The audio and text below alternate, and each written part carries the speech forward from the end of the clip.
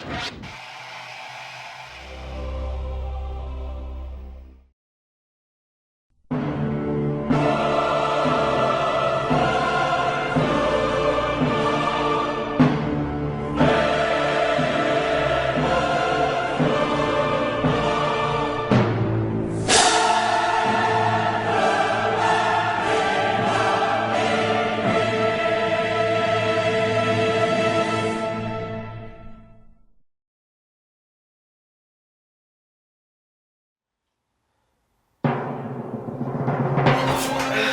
it's me! You come on, you remember.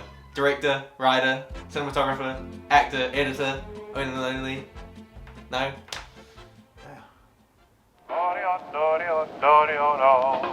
I like the way you smile at me,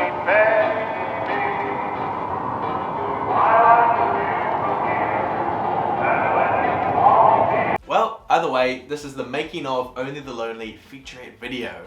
I have just jam-packed this video full of exciting little tidbits of information that I know all the fans are clamoring to get their hands on. I've got some scene breakdowns of what I think about each scene. Maybe there's some little Easter eggs that I explain, or you know, why we did certain things a certain way, why we didn't. I also compiled some footage together and some funny haha little montages. That'll be funny. Those are at the end. There's some cool little intros. I did a cool intro last year, and it's in here, so look forward to that. I'm pretty tired. I just finished recording all of the me talking sections, and hopefully I'm going to cut it down because it's a lot. But anyway, yeah, this is the behind the scenes and making of video for Only the Lonely. I'm not really expecting anyone to watch this. This is kind of just for me, but it is public, so if anyone chooses to view this, more power to you. Yeah, I don't have too much more to say. Quite a lot of what I edited for this I did last year, and I'm only now getting around to recording it. Not that really has any bearing on anything. This was meant to come out for the 1 year anniversary, which was yesterday as of the day of recording, 26th of October if you didn't know. But that didn't happen, so it's coming out whenever it's coming out. And yeah, there you go. Alright, I hope you're ready for this exciting video. Man, I don't think I could really hype it up anymore because it's just not possible. I like the way you smile at me, baby. So And without any further preamble, let's get started.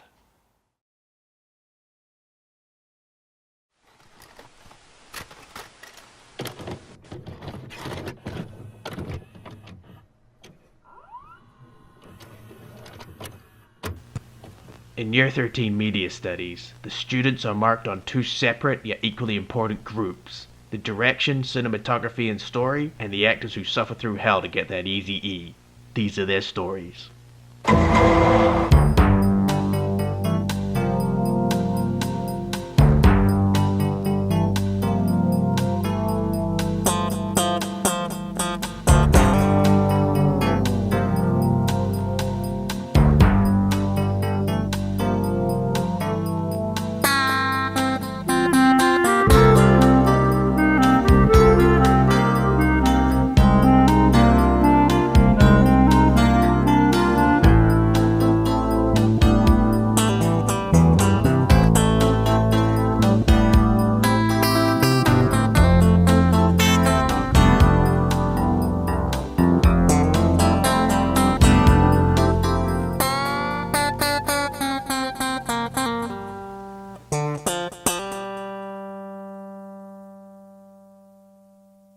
Alright.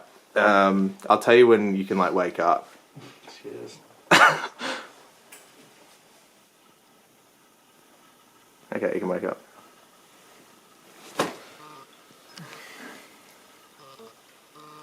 Oh fuck, this focus is completely fucked. The first scene that we shot for Only the Lonely was Tony's wake-up call, is what I've sort of named it, which is a scene where Tom is waking up.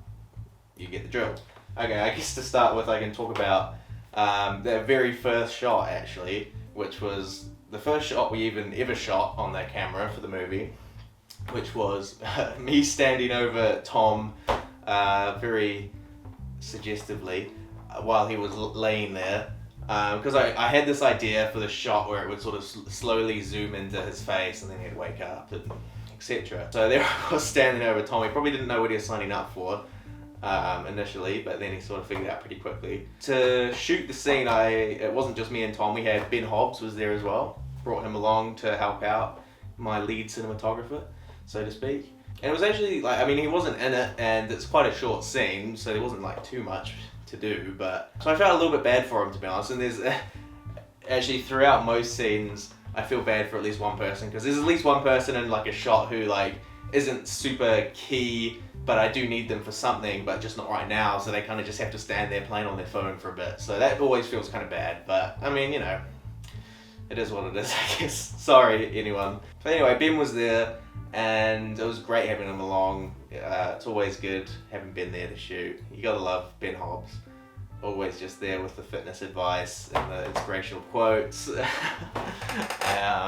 with the banter, spin a good yarn. So in between shots, Tom, Ben and I would always, you know, have some good chats. Just get this. Get this for the behind the scenes. Okay. Good, do it again. Okay, so let's try this one more time. Jab my hand. You're gonna. Jab my hand. Yo, Tom's a pro. Whoa! Whoa! That's good. That's good. So you hit 2 out of 10. Yeah, I know. You know why? Why is that? When you, in every action you do is a yin and a yang, alright? When you jump down, that's yin. Up, that's yang. Philosophy, When yeah. you're fighting, What is this a quote from? Cormac Barty's dad. When you fight, everything you do has to be yang. So put your hand up. You have to dodge it. So that's good. Yeah. And the other bit I was going to say, we'll try it again, just with the other stuff. Okay. Ooh. Ooh. This yin yang just sounds like bullshit to me. It's just about how hard you can I've got a hit. better hit rate than he has so far. It's a good point. Ooh. Because I feel like you're like sort of swiping up, not just hitting direct. So if he Still, puts his there's hand There's down, only yang. that's a good point. I mean, Yang. give him So all when the you shit you fight, will. everything has to be yang. There can't be a yin and yang. What do you mean? What do you mean it has to be yang? What does that mean? Did you hear anything I just said? No, well, Every action you thankfully, for posterity's sake, we have it recorded. There's going to be new state of time motivation. Use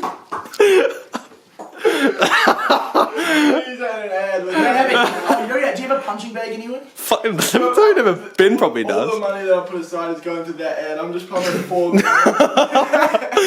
Yeah, I'm going to need some bracelets to get my yang on. True. So how it works. Anyways, Anyway, let's do this. I feel like the mirror shot was his idea.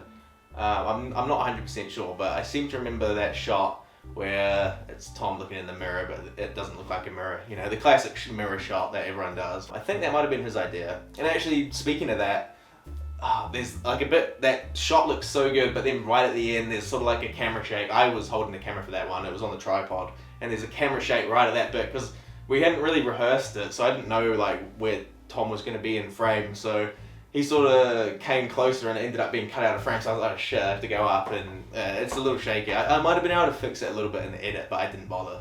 Additionally to shooting the wake up scene, we were also actually going to shoot some of the safe house scenes as well, because we had Tom and I there, and I think that also might be why I decided to bring Ben along mainly, because Tom and I probably could have got away with doing most of that stuff ourselves, although it's always good to have an extra pair of hands. And that ended up being super helpful, so I'm so glad Ben was there. But I think primarily my idea was that Ben would be there so he could shoot Tom and I while we were tied up in the chairs and all of that. So I brought like my Jack Steele costume along and all of that, but we just sort of ran out of time and no one could really be bothered, and I hadn't really figured out how I wanted that scene to look yet. So, and I did want Michael to be there as well, since he is in some of the shots, and I didn't want to have to come back, and it was just going to be a bit of a pain, so we didn't end up shooting that, and I'm glad we didn't. I'm glad we did it a different day. And there's actually a couple other shoots where we were going to combine 2 scenes together and shoot them at the same time, because they're the same location. Oh my fucking god, that drink. The Chechen Special. What an absolute horrific drink. My god, we were sort of, I had an idea that Tom would be maybe, I don't know, someone had an idea that Tom should be like making a coffee, or Tony should be, while he's waking up. Like, you know, it's a morning routine sort of montage, so it makes sense that he'd be making a coffee, but then someone said, oh, what if it's just like a really scody and fucking disgusting coffee? And I was like, yes, that's perfect, we have to do something like that. So we sort of did some brainstorming on the spot, so not very extensive brainstorming, but brainstorming nonetheless, about what we could do to sort of show that this is a really fucking awful drink. My dad was working from home at the time, so he was knocking about, and I seem to remember he said, oh, well, we have this glass milk bottle that they put the milk in for some reason. Maybe you could use that. And I was like, yeah, that looks perfect. That's really cool. So we used that. I think there was some like of that instant coffee shit or whatever it is that you spoon out. I don't know how it works. Don't drink that shit. Drink proper coffee. There was the bottle of tonic water as well, because you can't actually see it, and this is one of my pet peeves, is that we spent about like 5 minutes taking everything out of this fridge, and it's all on the bench, and I think you might briefly be able to see it in one of the shots, but when Tom opens the fridge, but we literally cleared that fridge out, it's all on the bench. Then there's that shot where you can see in the fridge, and it is empty, but you can only see the top shelf, so we could have just cleared that out. That feels kind of bad, but anyway, I think while we were clearing that out, we found this bottle of tonic water, and we said, holy shit, this is gonna be perfect. So I sort of just gave Tom, I was like, yeah, have the milk, the tonic water, and this coffee shit, and do what you want. And wow, what an absolute disaster that was. I mean, it just looks foul. And I hope it comes across. I think it does. Everyone who's seen it seems to comment on that. In the shot where, I mean, that was me recording, that's why it's so bad, but in the shot of where he's putting it together, it ended up just being a really long shot, so I cut it up and it ended up working really well. But right at the end, when I'm like panning up to look at Tom drinking it, I just start losing it, and that's when the camera starts shaking, and thankfully I could cut it before I completely lost it. But yeah, I think you can see Tom have a little smirk there as well, so that's pretty great. Alright, we're recording, so just whenever you're ready, Tom.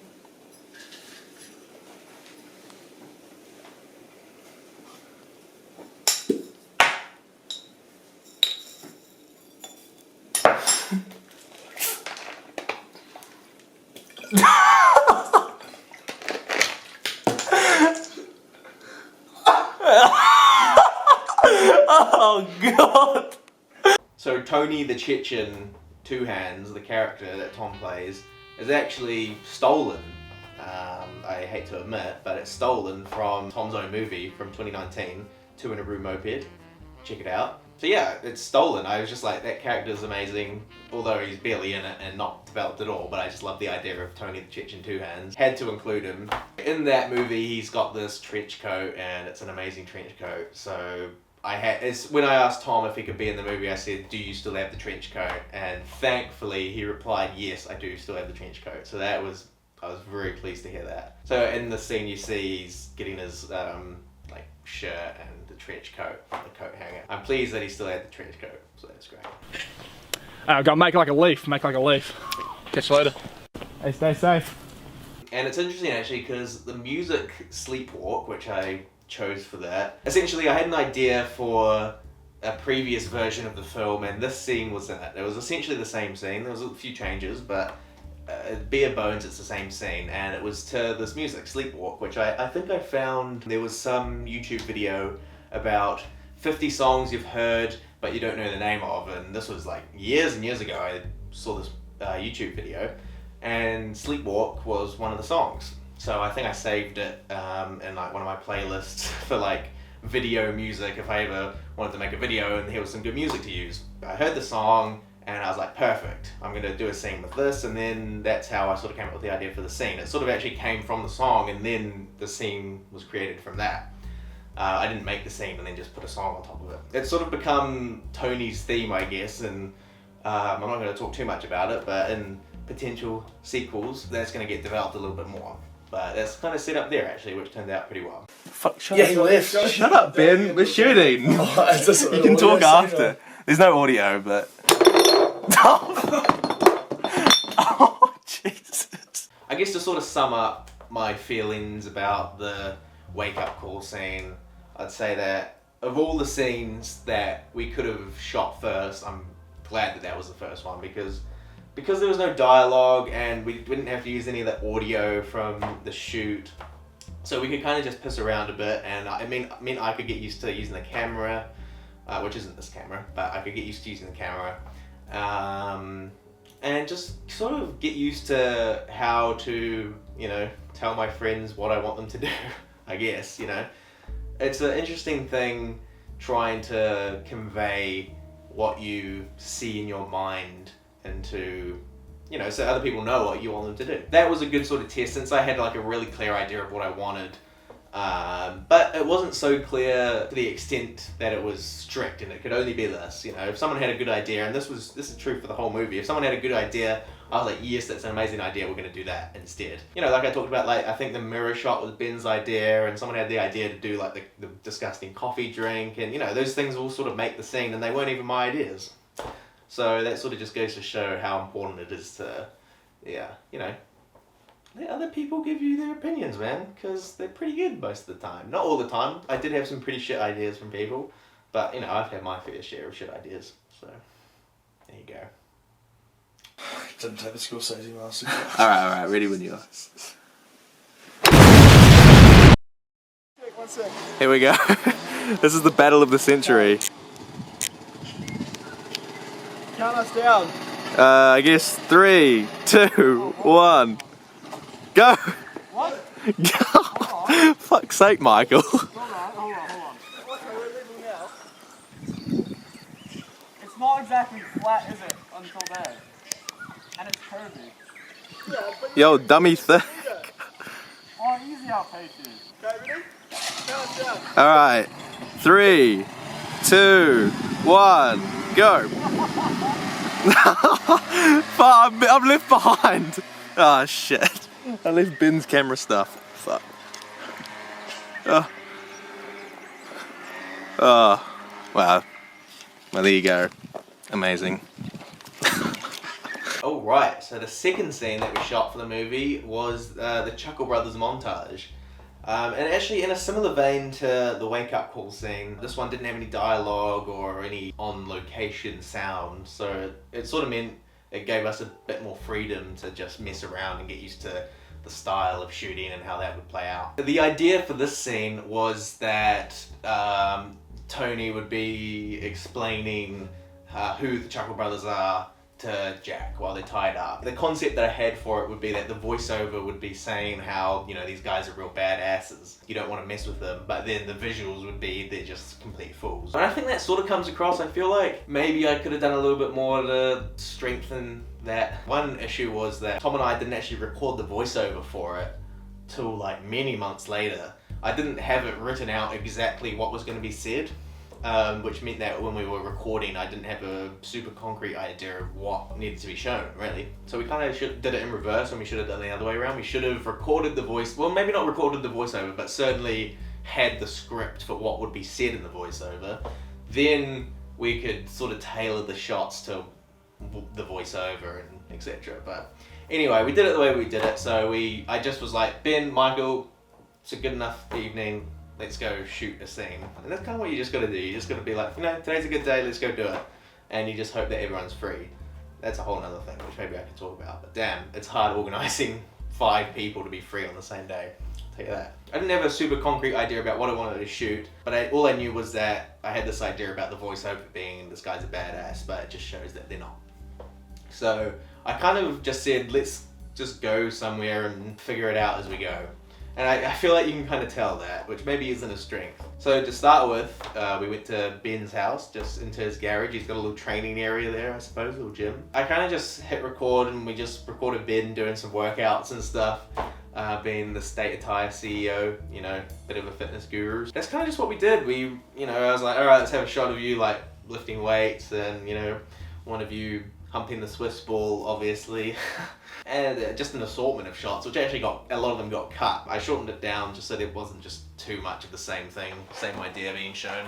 I feel like I was more happy with how Ben's section came out, just because it was more clear of like, oh, you know, he can lift twice his body weight, and it shows that he clearly can't lift twice his body weight. Whereas the Michael stuff was less sort of relevant to the voiceover, and it was kind of just him running. It was a little bit extra, but I feel like I should have done more to develop that. Focus.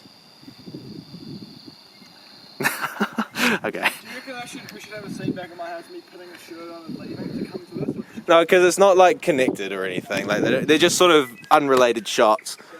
Really? Hang on. The focus. Can you just stand where you're gonna jump so it can focus on you? All right, that's good. When you're ready.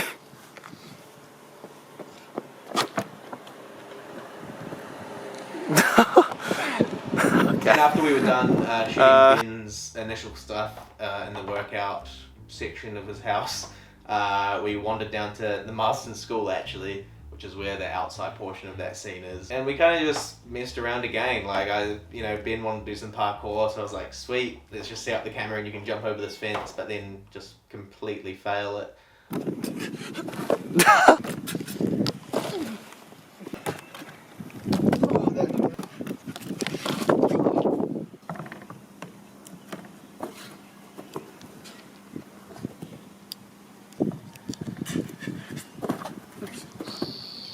Just stay there. One sort of fun fact about this scene actually was that at one stage, quite late into editing the film, I'm not sure how much there was left to shoot, but not too much I don't think. I was sort of messing around with the idea of actually moving this montage scene a lot earlier in the movie, perhaps to like near the beginning of the safe house scene. And my reasoning was that this montage sort of serves as an introduction to the Chuckle brothers, but it's kind of an odd place to have an introduction when you're about 2/3 of the way through the film. I thought maybe I could sort of splice it in somewhere around the beginning, just so it's more clear that this is the introduction, and then from then on you have sort of a clearer idea of who these characters are. But I just couldn't make it work, and I sort of shot it in a way where it transitions from that into Tom saying like, I wonder what they're up to now, and then that goes into the bad boys part, and it would just be an absolute pain to change that whole ordering around. So I ended up keeping it where it is, but I still think there maybe was a bit of an issue there of just sort of a fundamental issue from my idea of the whole movie of having this near the end. One thing about that is, which I haven't mentioned yet actually, is that the wake up scene and this scene as well actually weren't in the script at all. They weren't in the screenplay. They were kind of extra ideas that I had while making or writing the screenplay, but partially because they're so visual and there's no dialogue, I didn't include them, and the screenplay was already way too long and I had to submit it, so but I did sort of want to shoot them if I was going to turn that into a movie, but they weren't in the screenplay, so that might have been part of why I sort of have this issue now of it not being quite in the right place. But I think it's okay. You sort of get a good enough introduction just from them being on screen, I think. Like instantly you sort of see that Ben's like the man of action guy rolling in, but he's kind of goofy, like who rolls into the detective's office, and then Michael thinks he's like the big man talking, but actually he just doesn't know what he's talking about. So you do sort of get that introduction, but yeah, anyway, just a little random thought I had there. Alright, let's find out. Should we see if Michael can do one? Nah, fuck no. Yeah. Nah, I'm kidding. Okay, let's go. Okay, let's do Michael's one now. Wait. Michael, do you have some behind the scenes interview information? No, wait. Did you not get? I did film it. Oh, you I'm still filming. Oh shit, good. Alright, Michael Ben's going again. Hang on. Oops.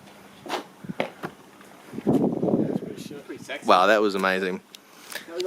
That's years of free running for you, everyone. That's amazing. Years.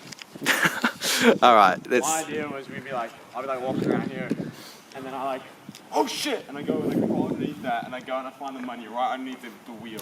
Oh, okay. So maybe it's like escape artist or something, and I don't know, but you're like running away and you hide under there and you look over and like, oh, yoink. I'm like, oh yeah, okay, so. I don't know. I like that idea though, if you hide under. Also, I come running around that corner.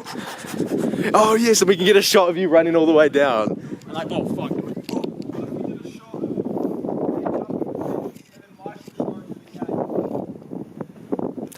I feel like they're separate. Like that, you guys don't need to be in the same ones together. I'm running with money and I find more money. I'm running away with money. Did you bring my camera bag as well?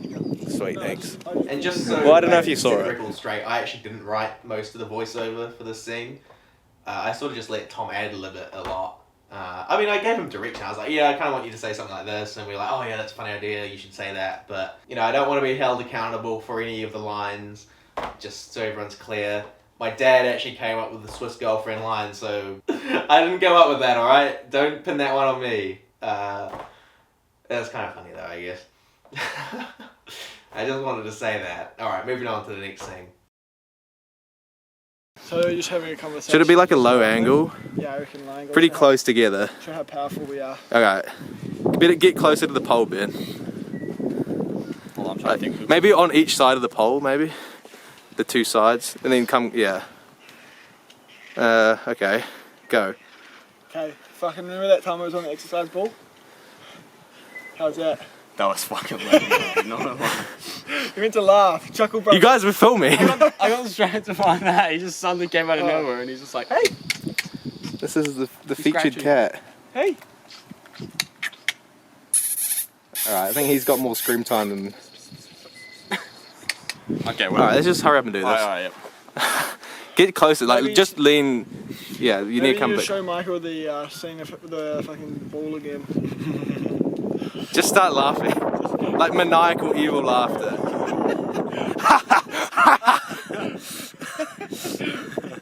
Like an evil laugh. Come on. You haven't got it yet. Shh, not too loud. There's gonna be people outside the house. I don't think we should do this. Oh This is my. straight. Quickly, just one more. You don't actually have to say anything. Just go Oh, okay. like look like you're laughing quickly. Let's talk about the ball again. That was funny one, not gonna lie. Fuck, you gotta laugh, you fucking idiot. What? Mate, it was so good. Keep going. Okay, you got a maniacal laugh. Just no talking. Just like just like you're the joker. You just start randomly laughing.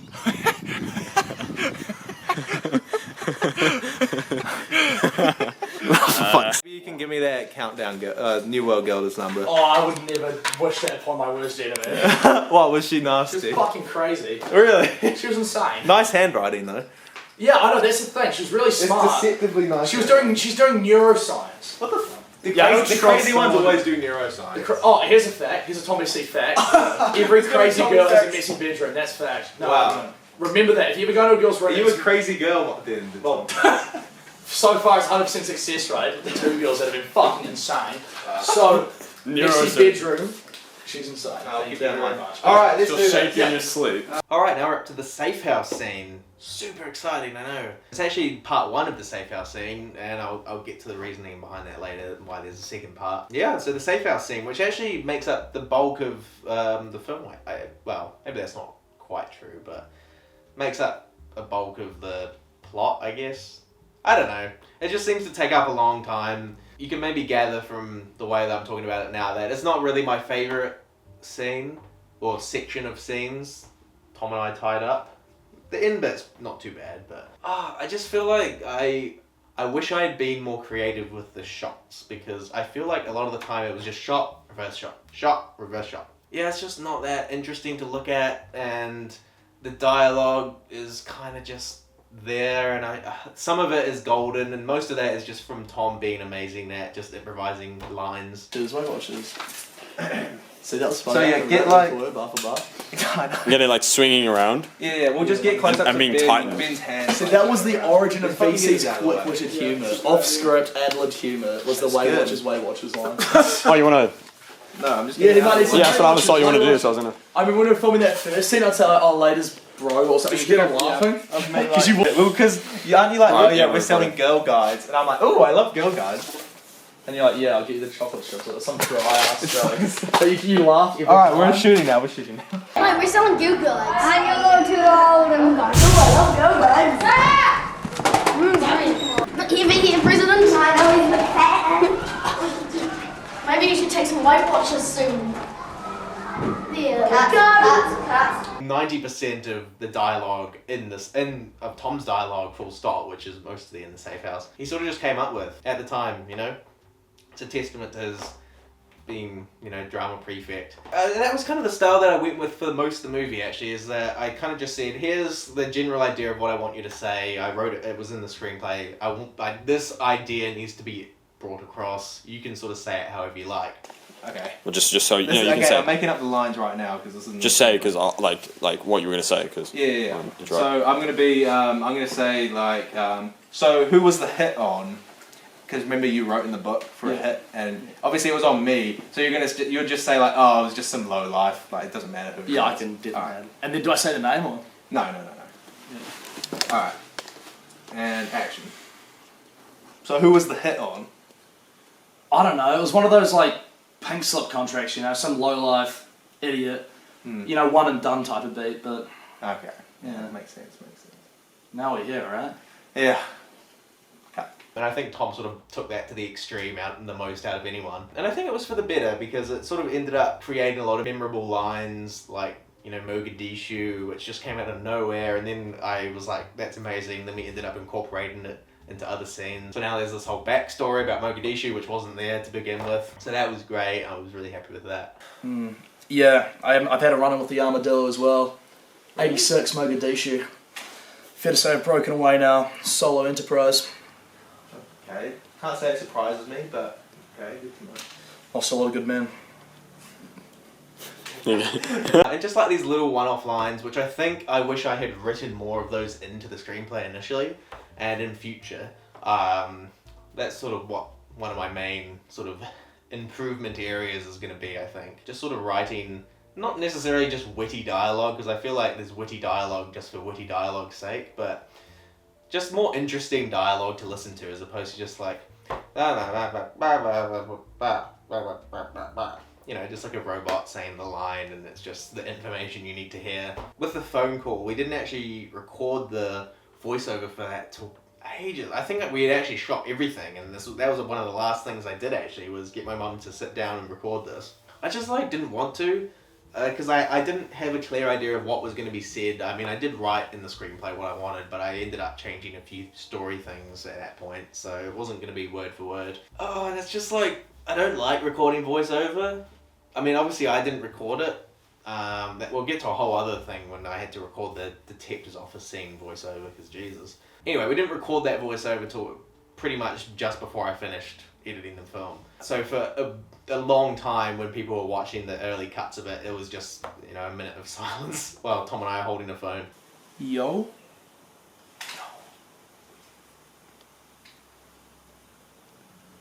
Cut. Man, like no scene sort of sums it up better than this one, but my acting is pretty atrocious. I mean, I never claimed to be a good actor. I still don't. In fact, to a lesser extent, I do now. What a disaster. I mean, it gets the job done, I guess. I just needed another character, and I needed another actor to play the character, and I just figured I'd do it. No rhyme or reason. Yeah. I would prefer just to be behind the camera, frankly. I wouldn't mind being in like little appearances, and I feel like serious performances I feel like I'm not as good at. Oh god, we haven't even got to the talking bits yet. No, we'll be fine. Oh, I don't have memory. No, I'm not worried about you, I'm worried about myself mainly. Alright, even though I wrote it down. Honestly, I don't have too much to say about this scene. There was lots of good banter behind the scenes, but I mean, I'm not just going to include every single thing here, because it would just be here forever, but yeah, those are my overall thoughts about the scene. How long does it play out? It's not audio with this, so. So what is that? What did you press to get to do that? Oh, there you go. No, There you go. it's It's auto.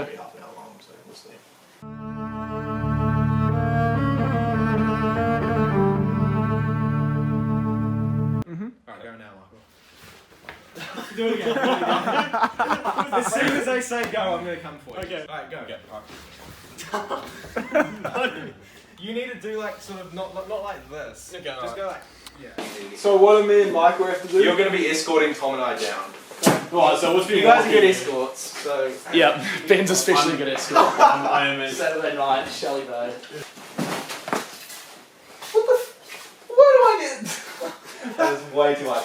Yeah, well, great job, Jackson, bro. Nice cut, that was bad. So quickly, we need to do one where you're...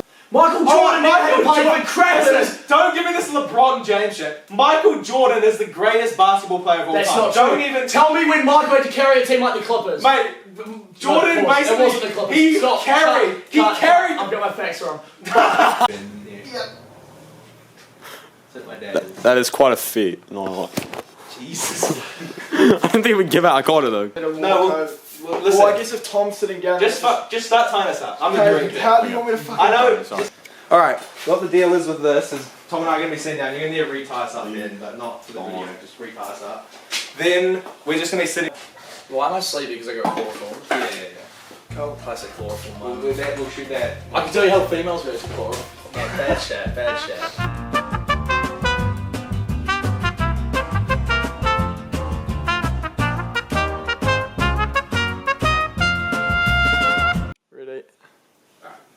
Wait, hang on, sorry. I'll then you go. Keep recording, Ben. Yeah. Alright. Alright, action. So, how'd you get out of this? This is a very solid double knot Peruvian necktie. Well, why don't you explain how badass that does? Alright, so the next scene directly after the Safe House Part 1, we came back about a week later, maybe it was actually a bit longer than that, and we shot the reshoots for the Safe House. So, initially, we actually shot every single part of the Safe House scene in one go in that first day. So the whole ending section there is, which are the reshoots. We shot all of that the first time around, actually. And that might actually be interesting to show you. So I might show some of that here.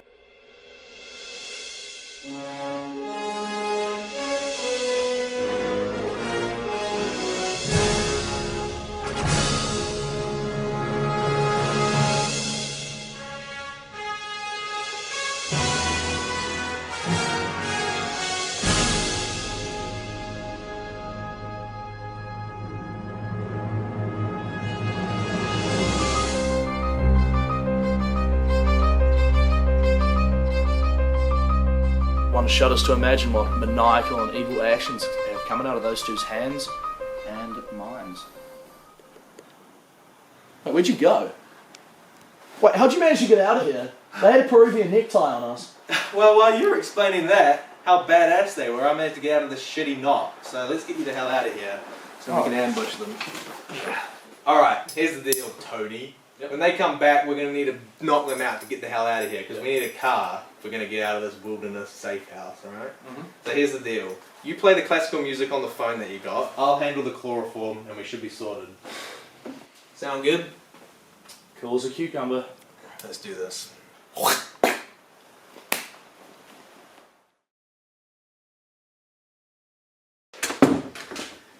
Knew I could count on you fellas, just where I left you. Alright, Nicky, hurry it up. We ain't got all day. Nah!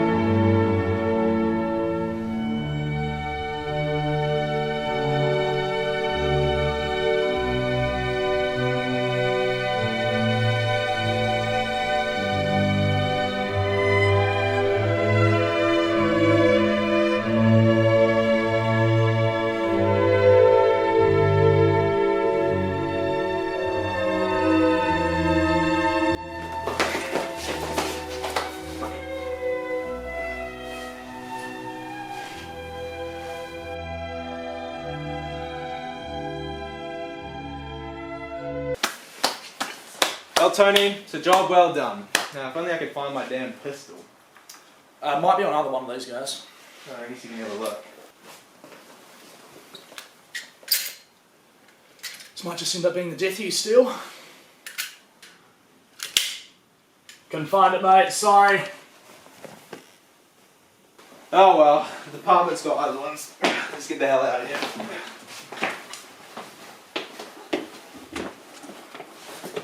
The issue I had was I edited all of it together, and I think the problem was by the time we got to the stage of shooting this sort of last sort of third of the safe house section, the first time round, we just were kind of tired and we just wanted to go home and we had places to be, so we kind of rushed through it a bit. So I did edit all that together, and we shot the slow-mo on my phone, and it's terrible quality. In fact, all of the cuts of the film are they're unlisted, but they're in my playlist, so feel free to have a gander if you wish. You can see how different it is. It's the same general idea, but when we came back, we had a lot more time and a more clear idea of how I wanted it to look. And one big improvement the second time round was that I was talking to my dad about the slow-mo, and he said, well, I've got this good slow-mo camera, so I can just record it for you. And I was like, yes, thank you, because it looked so bad on my phone. Yeah, we got him to record that, and we did all the slow-mo stuff right at the start of the second shoot, and we were like, yep, that's cool, and he went off to go put it on, take it off the SD card, and we continued on shooting. I had made some notes about, we need to redo this one, and we should change it to say this instead, just to fit better, and etc.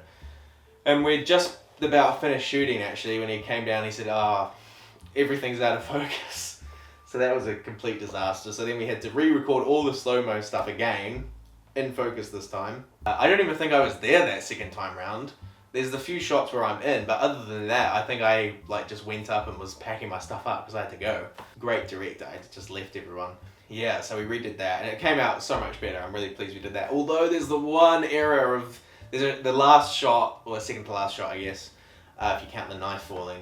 There's the shot of me chloroforming Michael, and Ben's not on the floor, even though he was there. He wasn't holding the camera or anything. We just forgot to put him there. I don't know if people will notice that. I feel like I would notice that if I was someone, but I mean, it's not a massive thing, is it? So, not too upset about it. That's what I thought, you short fucker.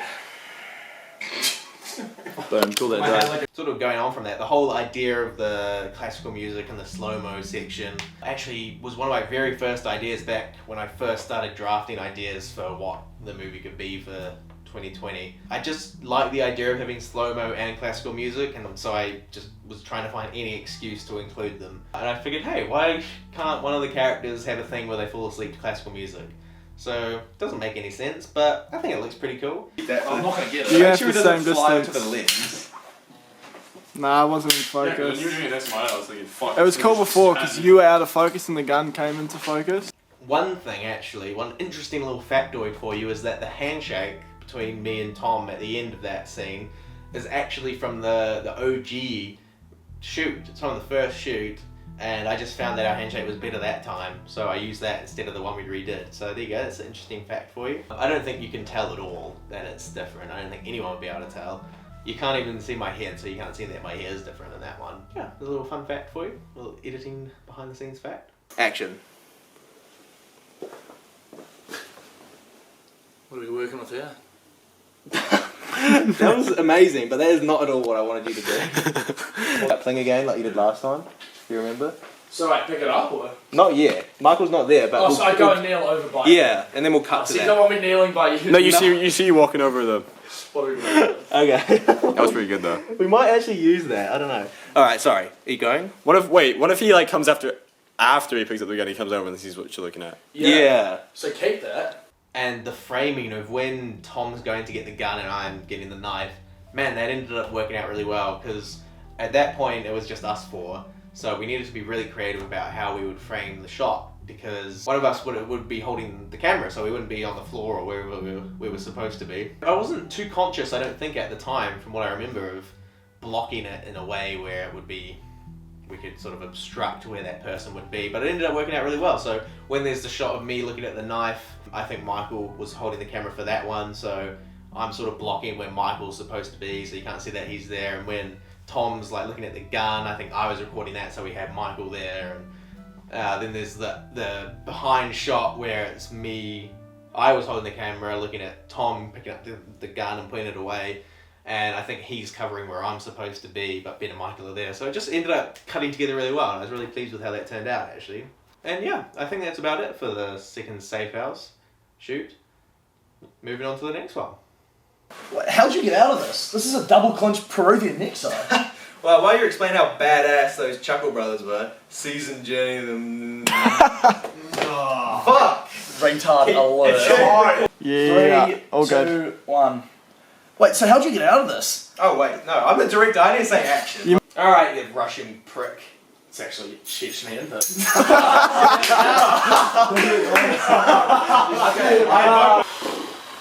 All right, you dull bludger. Tony works fine. What is the full thing? That's what I was going to say. We need to steal their car, etc., etc.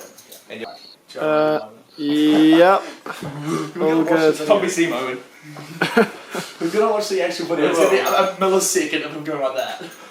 I've done that throughout the Joe Rogan, wow. I showed Dana White some of your fights, and I was there at the Romero fight. Great job when you put him down. That guy is a tough guy. That's a serious win. Yeah, thanks. Thanks so much. Good evening, gentlemen. I have created some delicious lettuce wraps. Delicious lettuce wraps. Delicious lettuce wraps. I was there at the Romero fight. I was there at the Romero fight. It was a great performance. He's a tough guy. Fucking vlogging the Chechen. Yeah, after 200 Joe Rogans. I'll come over like a bit later when Michael's Yeah. because I was just kind of there. Why don't I'll close up you guys struggling, then I'll sort of come back a bit when Ben comes in. That's a good idea. Alright, and you can start struggling now. Donnie, get over here, buddy. Fucking up. I'll handle it. That was good. So the fucking strap blew in the way just as you fell down. I'm sorry. You're alright, you're good? Yeah, I'm fine. We need a crash mat. Alright, if you can do one more, that'd be legendary. Oh yeah, let's review it. Alright, onto the car ride scene now. Which is sort of a blanket term I have for the whole scene where we're in the car and then we sort of get out of the car and it's before we go into the safe house. Originally, I wasn't going to have the song Sweet Home Alabama playing in that one. It was going to be Unpublished Critics by Australian Crawl was the original song that I had in mind for that. And this is another idea that I had ages ago, one of my first ideas for when I was drafting up ideas for the movie. This was back when it was a completely different overall idea for the movie, but this concept stayed through. Originally it was going to open the movie, but then I added in the detective's office stuff and all this, so didn't open it, but yeah, but it was going to be a different song, and then one day I just heard Sweet Home Alabama, which I've obviously heard many times, but I was just listening to it and I was like, man, this would actually work really well for the car ride scene. And actually that's another instance similar to how with the wake up scene, I had this music in mind and it was kind of just in my head and I knew how I wanted it to look. Same sort of thing was true for this scene where I knew where I wanted it to cut from each shot, from person to person and all of this. I was really pleased with how that came out. I feel like maybe the song is kind of just there because it's a song, like it doesn't have any particular meaning towards the movie, but I sort of excuse it by saying that, oh, you know, they're going home, sweet home, or some shit like that. I don't know. So that's sort of how I explain it in my head, but yeah, I think that's sort of maybe a little bit of an issue with some of my music choices, that it's kind of just there for the sake of being there. It doesn't really add any meaning, but I don't know, maybe it doesn't have to add meaning every time. And also to sort of reinforce that there was supposed to be some meaning behind it, I added in the line of Michael saying home sweet home or something. I think he says that at some point. Home sweet home. Home sweet home? Fuck, I thought the band. We do. And actually the POV with the hood over the head, or over the camera I suppose, pretty glad with how that came out, transition from the detective's office into the car ride.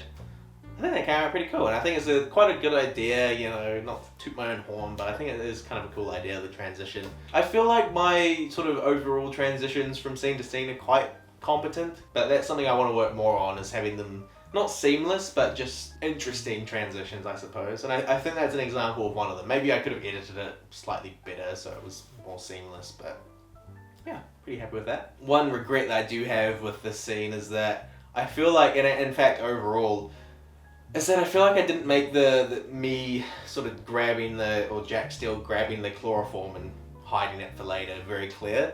There's the shot of me like looking over, and then you see the shot of the chloroform, and then it's a shot back to me, and I kind of just make a movement. Like, it's not like I'm reaching over and putting it in. I kind of just like, I guess is how I'd explain it. Which I don't think it's made super clear that Jack Steele is pocketing this chloroform for later. So I kind of wish I had made that a little more clear. One thing that I sort of realized while editing is that I didn't think it was super clear or very well set up that Ben fell asleep to classical music. It was meant to be set up here in the car ride. Donnie was meant to turn the radio a few times, then it would land on some classical music, and then he'd start falling asleep, and then Nikki would be like, oh, you can't listen to that, you fall asleep. But when we ended up recording it, it just wasn't that clear with the dialogue. I think there was actually another take that we did. It had it really perfect and the shot was super clear, but I think I was holding the camera and I think I panned it up and you can see me in the reflection of the wing mirror or something. Maybe I can find that, but... So yeah, that kind of ruined that one. Anyway, essentially what we did was I just got Michael to just record some voiceover for it to provide some setup for that, and then I chucked it in there. And I think it matches up pretty well. I don't think you can notice too much that it's ADR, but that's my opinion. And I had the idea for Tony to be in the boot of the car ages back, and I didn't know what car we were going to use for it. Thankfully, Tom volunteered the classic Caldina, so that was great that we ended up being able to use that. When we were in the Caldina, there's obviously you can look back from the back seat into the boot. So that was perfect. So I was like, fuck, Tom, just jump in there and we'll have him looking over, it'll be perfect. For some reason, Tom has a road sign in his car. Not sure if he still does. So that is amazing. So we kind of just had that in there as well. And you can see that in the movie. I was just like, fuck, we've got to add this in. So it just gets chucked out. And it's pretty amazing. I guess you could say that, you know, the Chuckle brothers, they're so badass that they stole a sign. I don't know. That's the extent of their petty theft. Also, Tom hitting his head on the boot when he came out of the car was amazing. And I even added in a little sound effect to sort of accentuate that. One thing that ended up working really well actually was in Premiere Pro, which is the software I used to edit the movie. You can use this effect that essentially stabilizes the footage a bit, which means that it reduces the camera shake and makes it smooth, or you can even have it so there's no motion. Sometimes it's trash and it just doesn't work, and it's dependent on the shot. So if you have a shot with lots of motion, then it makes it really hard for it to track. But if you have something that is pretty smooth motion already, but there's just a few inconsistencies in it, then it's pretty good actually at smoothing that out. And some really good examples of that is actually the footage of the camera tracking the car from the outside. Man, that last one of it coming down the hill just looks so smooth, and you'd think we're just like amazing cinematographers. Tom filmed that one.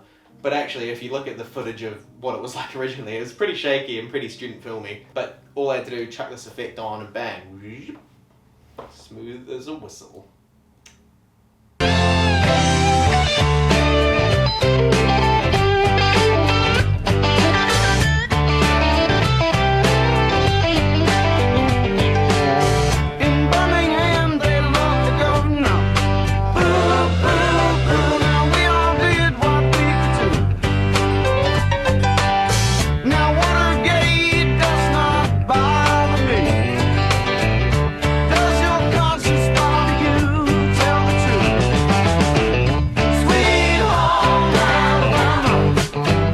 Some other little things I guess that I can mention is that, man, it was a windy day, and thankfully there wasn't like a hell of a lot of dialogue to shoot, but the microphone was already pretty trash in the camera that we were using, and it wasn't an external microphone, it was just internal.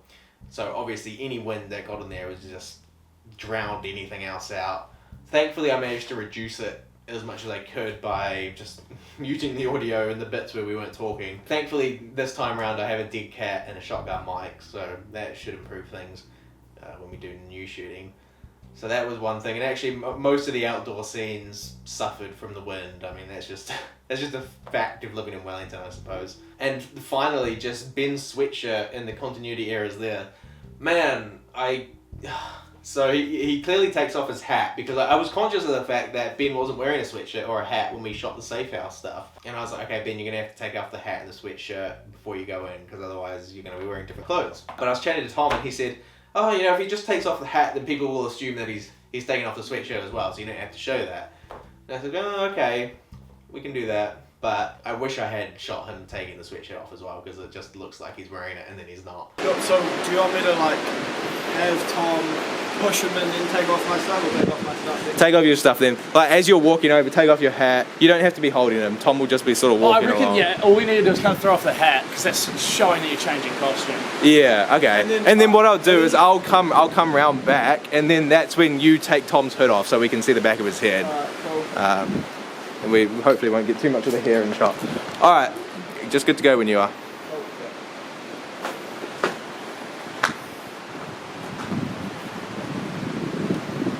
And actually, much later on, we shot the bad boys part, and when Michael and Ben are about to go back into the safe house for the last time, Ben does take off the sweatshirt at that time. So it all comes full circle, I guess. But there's a continuity error that I was conscious of, but didn't do anything to fix at the time. So good job, me. Well, I think that about sums up everything for the car ride scene. So on to the next one. Yo. No, you can do it. Yeah. I'm just. You know. Okay, when you're ready. Ben's just working out a bit.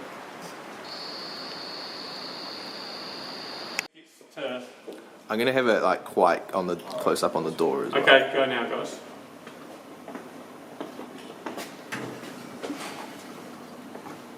Yeah. Then Ben be looking quite nervous. Michael's pretty chilled out. We'll keep staying it until the elevator door closes. Okay. I'll call you back. Don't panic, just stay in the lift. They'll never see them again.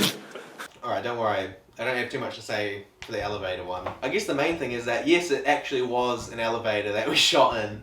The background makes it look like we just put up some sheets, but it is genuinely an elevator. It's the ACC elevator, so it's an actual elevator. There you go. And I mean, you can see the doors do open at the end, but I think it was going under some repairs or something at the time. But we did actually go up and down, and the elevator doors open. It's a proper elevator, right? I promise. And actually, there was a cut shot from that scene of Ben and Michael actually walking into the elevator, but I did just want the straight cut from Tom and I arguing to the elevator. I think that was more potent, so I cut that initial bit out of them walking in. The elevator music that you hear is actually from the hit video game Ratchet & Clank 3 Up Your Arsenal. So there you go, a little fun fact for you if you didn't know that. I mean, in the credits it says that was the music that I used, but there you go. I think at the time, or at the beginning of the year, I was playing through the trilogy, and there's a section in the third game where that music plays, and I was like, man, this is perfect elevator music, so I saved it. And then after I had the idea to have an elevator scene in the film, I was like, bang, perfect music to put in there, and it is perfect. In fact, the whole elevator scene I'm just really happy with. It's really short and sweet, which is what we like. It just gives the sort of the ominous feeling and the dark, brooding tone. You know, they're gonna go meet this imposing person, and it's a scary event, you know? Fucking nerve-wracking. So, yeah, I think that came across really well. I was really happy with that. This looks like one big black blob. Yeah. Okay, we good? Alright, 1 second. Okay. Who do you take me for, man? I ain't putting this shit on. Of course it'd be difficult, I knew it. I'll do it. Whoa, hang on, guy. Get your hands off.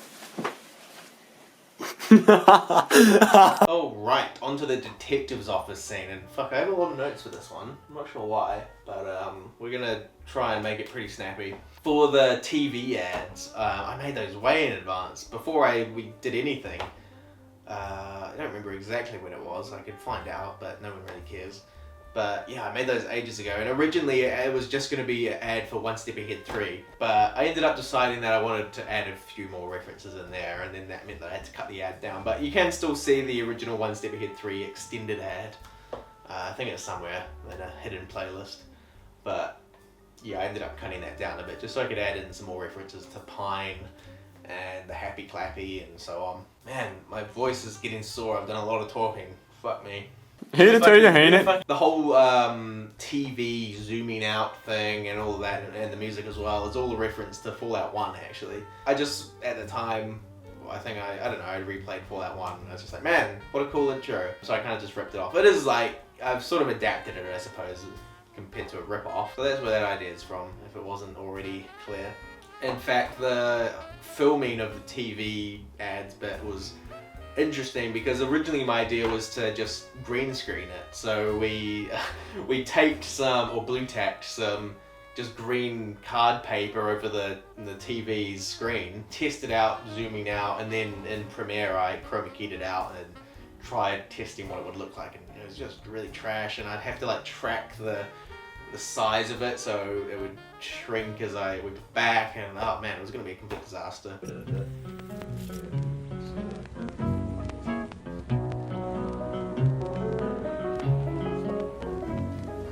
Maybe you'll think of me. We can tell me more about the master. Yeah. When you are all. This wasn't really just a test of the green screen would work. Yeah. Oh, that'll be good. Or the more you've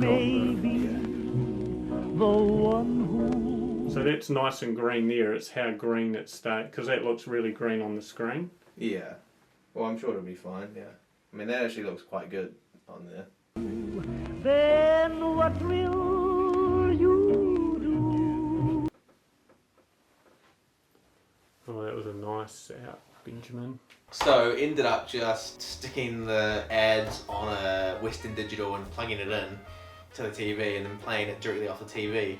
Then the issue was that obviously if you don't match the camera's frame rate to the TV's hertz or refresh rate, then you get flickering and all this distortion.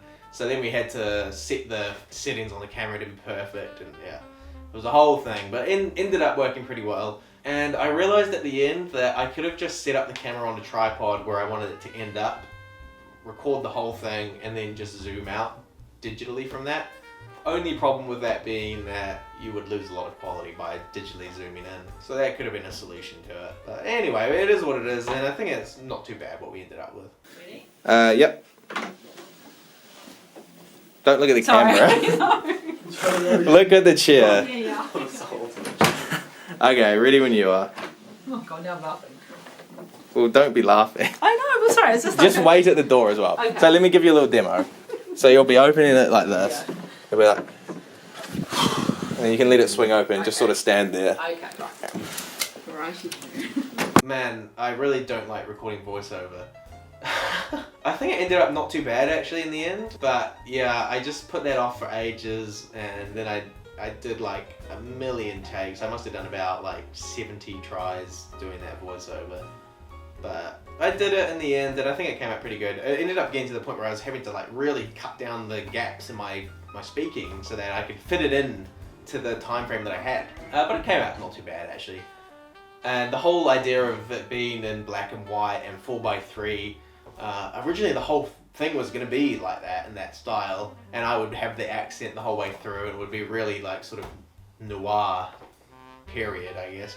But after chatting to some people about that idea, we sort of ended up deciding that it would be a little strange to have the sort of old-timey feel and these ridiculous accents all the way through it when we've got like smartphones and modern cars like the Caldina. So there would be some sort of dissonance there. I don't know. Part of it was just that I didn't want to have to do the accent the whole way through. And I think it was better for it not being in black and white and 4:3 the entire time. So I'm glad that I made that change. But I did want one section of it to be that sort of style, like Detective's Office style, and that was the perfect thing to do it, obviously. So then we have the whole thing of Michelle saying like, oh, you know, cut out that ridiculous accent. And it's kind of funny, haha, I guess. And one minor thing that's mentioned in the voiceover and mentioned maybe one other time by Michael later on is Zando, who originally was actually a more significant character in the script, but I just ended up cutting him because he didn't add too much, and it was getting to the point where I was running out of friends to cast. So I cut him, so he's not in it anymore. So, but I did have a slight reference to him in the voiceover. But we may see more from Zando in the future. Oh, maybe because I'm the parkour dude, I should do a forwards roll in. If you want. Should I? If you want, if you think you can do it. Okay, yeah. Okay. What's the opposite of then do it? I do. Yeah. Okay, you can do that. One regret I do have, which sort of goes throughout a few other scenes as well, is just Jack Steele and me, by extension, just calling everyone a bitch, which hasn't aged well at all. My God, whenever I just, it's bad. To my defense, don't hate me, guys. All right, it was meant to be a reference to Tom's movie, where in it there's a character called Michelle, and Felix's character says, "That bitch Michelle." I don't care about that bitch Michelle. I found that it was a funny line, so I was like, oh, I'll include it in this, and that's why the secretary is called Michelle. Actually, there you go, another fun fact for you. But man, it just comes across like not well at all, and just seems like I call every woman a bitch. It's not good. So I wish I could cut that out. Please don't judge me too harshly. Alright, I think that's about all I have to say about the detective's office, so time to move on to the next scene. Nah, well, Shut up, Mickey, the job's not over yet. what do I say?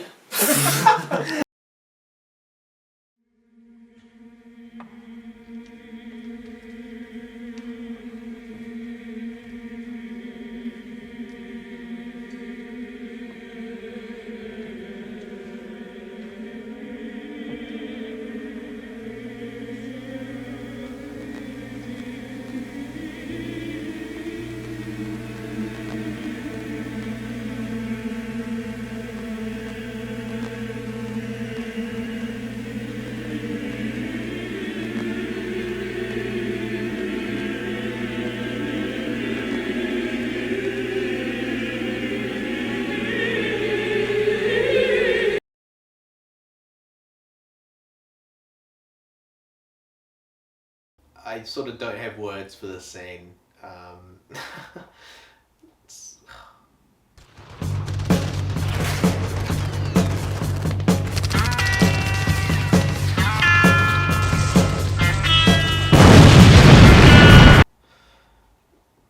Oh man, sorry, I just gained some PTSD. This scene was wow, it was an experience to say the least. I've made a... It ain't me! I don't think words could possibly describe the experience of shooting this scene. So what I've done is made a bit of a compilation, I suppose, of the footage that we captured while shooting, and man, for everyone's sake, I've put it right at the end. If you're brave enough, you can watch that at the end, but I really wouldn't recommend it. Moving on to the next scene. We may die. Get run over by a learner driver. Okay, I mean, it's recording. Oh, I see the illusion of the windscreen. It's not the illusion. Bent. Yeah, it's bent weak. It's bent. And then if we loosen it. What if you just get What? Tom just lays across. No, I do want to do it inside. Oh, you mean lay across the dashboard? Yeah. Oh, I'm kidding. There we go. Why don't you, nah. Is that gonna... What if you try take off the mount that's on the tripod, that little... Well, hang on, that might be alright. Let me just... Yeah, but any little shake might just... Well, you could be going slowly. Okay, I'll give it a go. Am I good to... Okay. Am I okay to just drive straight? Yeah, you drive wherever you want. Alright, cool, thanks. Don't get anyone killed. It's quite a good one. So that very serious. Okay, Okay, sweet. Man, this is fucking exhausting. Jesus Christ. Alright. You can probably tell, I'm shooting these in order, and man, you can probably tell by now that I'm getting tired. It's just like a slow descent into madness recording these. Ugh. My voice is progressively getting more monotone and sore, and my brain is progressively getting sorer. My eyes are getting heavier. Let's just get this over with, for both of our sakes. Alright, for the bad boy scene. I don't think I talked about this the first time around for the car ride scene, but I was struggling to come up with a way to shoot Ben and Michael in the front seats of the car. And I didn't have like a GoPro or any little camera that I could sort of glue onto the windscreen. So I was struggling to think about how I could do that. And then Tom kindly put his hand up with a suggestion saying, I'll lie on the front of the car and just hold the camera and, you know, do what you want. And I was like, that is a disaster waiting to happen. But I didn't have any alternatives. So I said, all right, get on there and press record and do the thing. And he did. And one thing I would say is that the reflection of the sky and the clouds is rather noticeable. But other than that, it came out pretty good. I definitely wouldn't be getting on top of the car to shoot that. So, cheers Tom, thanks for doing that. That was good on you. For the music, I had my phone playing Spotify in the car so that Michael could listen to it. while we were shooting the scene, which actually ended up being a bit of a pain in the arse because it meant that you could hear it, obviously, in the footage.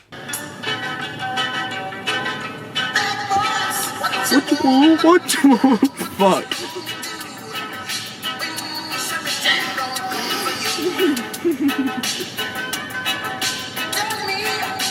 Fuck. Oh, I'm sorry, Hobbs. I'm just got really knocked me out of it. You're good. I couldn't just mute the audio because I needed Michael to be singing, but you could obviously hear my phone playing Bad Boys in the car, and it was also playing additionally in the editing software on top of that. So thankfully it didn't end up causing too many issues, but there's a few sections where you can hear it, and it's kind of like the tinny sound of the music just playing off my phone. So that's slightly unfortunate.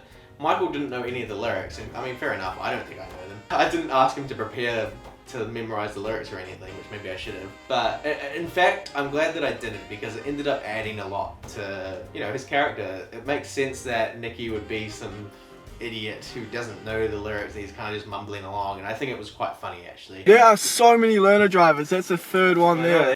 In Galloway Park, where we filmed it, is a classic Karori hideout for learner drivers due to the wide roads and it usually not being that busy. Many learner drivers go to learn there.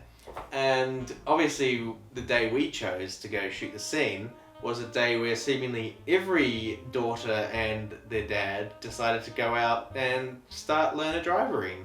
So that was amazing. When you just like wait for this guy and then do a turn. Yeah, I'll wait for what the fuck is happening.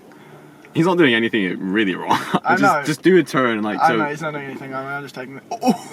Fuck me, the curve, mate. Just... And you still indicate it, and oh, whatever. So poor Ben was driving in the car, having to avoid all these other shitty drivers, and it was quite humorous. I seem to remember. So there you go.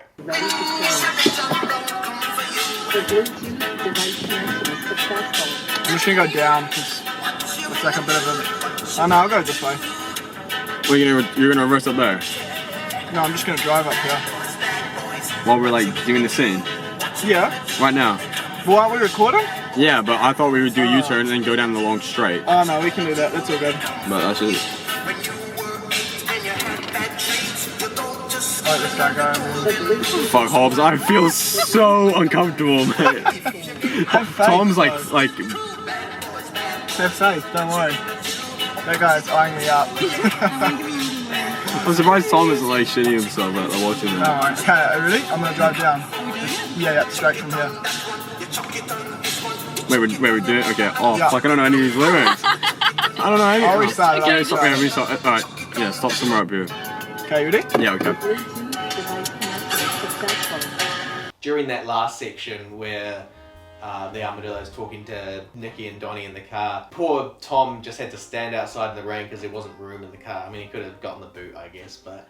So he was just standing outside in the cold and the wet while we were shooting the scene. Probably took a while because, you know, Michael, poor Tom, we had just taken over his car and he was just standing out in the rain. And it was getting quite miserable by that point. And actually we were going to film the standoff bit, which is the next scene I'm going to talk about. We were going to film that whole section on the same day.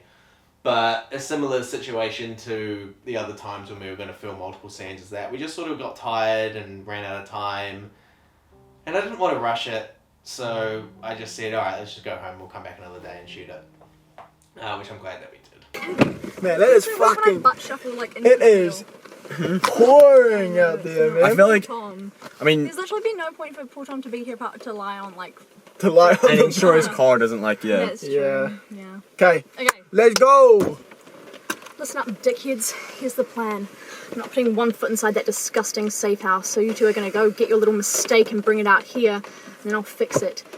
This is your last chance to sort this shit out, otherwise you know what's happening. That clear? Guess so. It's man. Okay. Should... Just, yeah. No, I'm just being dumb. Would you, like, because you're not actually going to get out of the car, are you? Surely it cuts there. Yeah, it'll cut there. Maybe we should just do that just for, like, maybe a little bit, just so we don't have to reset it up and do another shot, because he's like, oh, he comes up with the idea. Maybe we should just help him out. I'm going to let him know. And you mean actually get out of the car? Oh, actually, we don't know. But he's all the way over there. Like, oh fuck. I was just thinking that. Or just like look like you're about to get out of the car. Yeah, why don't we just undo our seatbelts and like reach for the handles? Okay, yeah, okay, let's just do that. Yeah, yeah. And also another take screen. Sweet. Third time's a charm like last time, team. Cool. That's Mikey's movie. Wow. No, like 21st time's a charm. And in the scene, Ben finally takes off his jumper before going in. So we finally fixed that continuity error. So I was pleased that I eventually got to do that. Those sort of conclude my thoughts, I think, about the bad boys scene. So moving on to the next scene. Alright, just give it a go. I'll see what it's like. Boys, what you gonna do? What you gonna do when they come?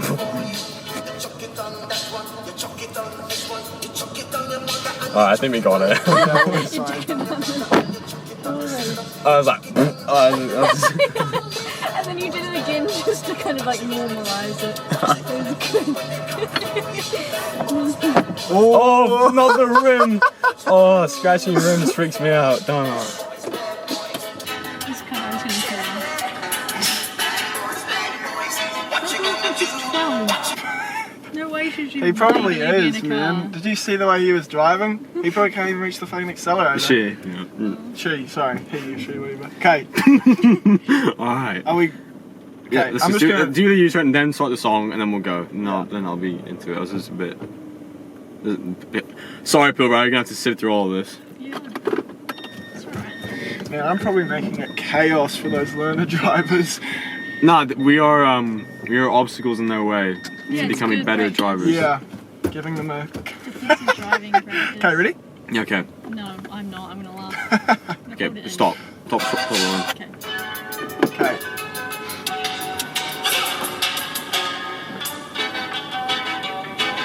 Bad boys, what you want, what you want, what you wanna do? When the should be fun come fun for you.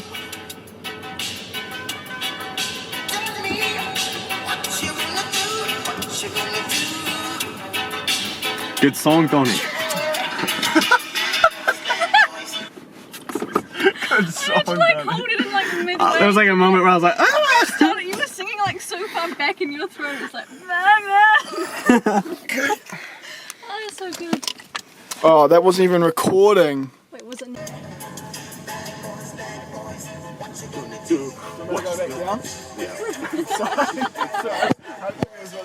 No, yeah, I understand. We've been in that, Tom? Yeah. Just be like, you don't have to say anything, but... In the, can you see him? Where? Where is he? He's doing like cross-legged Oh. Is he Wim Hofing? I don't know, he just looks funny like that. Okay. Okay, so... It'll be over in no time, Donnie. Don't even worry about it. We'll get these guys, we'll finish the job, it'll be no task at all. Okay, Wim Hof, let's go! Okay, Wim Hof, let's go. Wim Hof, let's go! Yeah. Keep the Wim Hof line in their place. Keep it in there. Practicing your, what is he called? What's his name? What? What's his name? Whose name? Wim Hof. I know, but I Wim Hof. I mean, on the bright side, Donnie, takes you back to Mogadishu, doesn't it? Mickey, it's not time to be messing around and reminiscing. We've got to get serious here. What's that breathing thing you're doing? It's Wim Hof, just give it a try sometime. Let's just get the fucking thing that's over with, Donnie. Fucking hell. That's pretty quiet. Maybe be a bit louder, yeah. Yeah, do it again. And also, Michael, you said the line too early. He wasn't even... After... What's that thing you're doing? Oh, it's just called breathing. You should try it sometime. So wait for him to take off his jumper, then you can say... Then he'll start doing the... Also, when you're talking, talk kind of semi-towards the camera. For the audio. Yeah. Yeah, that's a good point. Like, sort of facing this way. This is why you're on creative director, Tom. Okay. Alright. Okay, I'm gonna go. When you're ready. Okay, ready? Yeah, okay, go.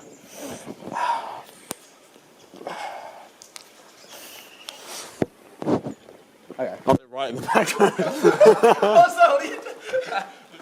Hey, it's good. It's good in there, okay? Can I just see? Yeah, you're right. You're good for it. Man, I'm really gonna have to cut these down because I must have recorded like over an hour's worth of footage. Alright. Oh. Second to last section. We're almost done. Oh. Alright. This scene is the standoff scene. Let's get into it. As I said in the previous scene, we didn't end up shooting the scene the same day as the previous one. But thankfully when we came back the second time, the weather was pretty similar to how it was the first time. So you can't really notice that it's a different day. The whole standoff part where it's the Armadillo and Jack sort of staring down each other sort of came out a bit weird, and I think that is mainly because I didn't really have a clear idea about what the sort of meaning was or what the expressions were that they should have. So it kind of just I mean, I'm already not a very good actor, so this shot of me going like is quite humorous when it's not meant to be. That's sort of a good example of where I should have planned a little bit more and had a clearer idea in my head about how I wanted the scene to go, because you don't really get an idea of what's going on in these characters' heads, I guess. Simply because I guess because I didn't really know. I mean, I did sort of know that the idea was that, the sort of general idea that I had for it was that at first only Jack comes out, so the Armadillo's like, oh shit, it's just one of them I have to deal with, but then Jack's got like the ace up his sleeves because he knows that Tony's coming out, and then Tony comes out. It's like, hey, I got the upper hand now. Something like that. I don't know, I feel like it doesn't come across very well, and yeah. If I slip on, fuck. My phone's in there too.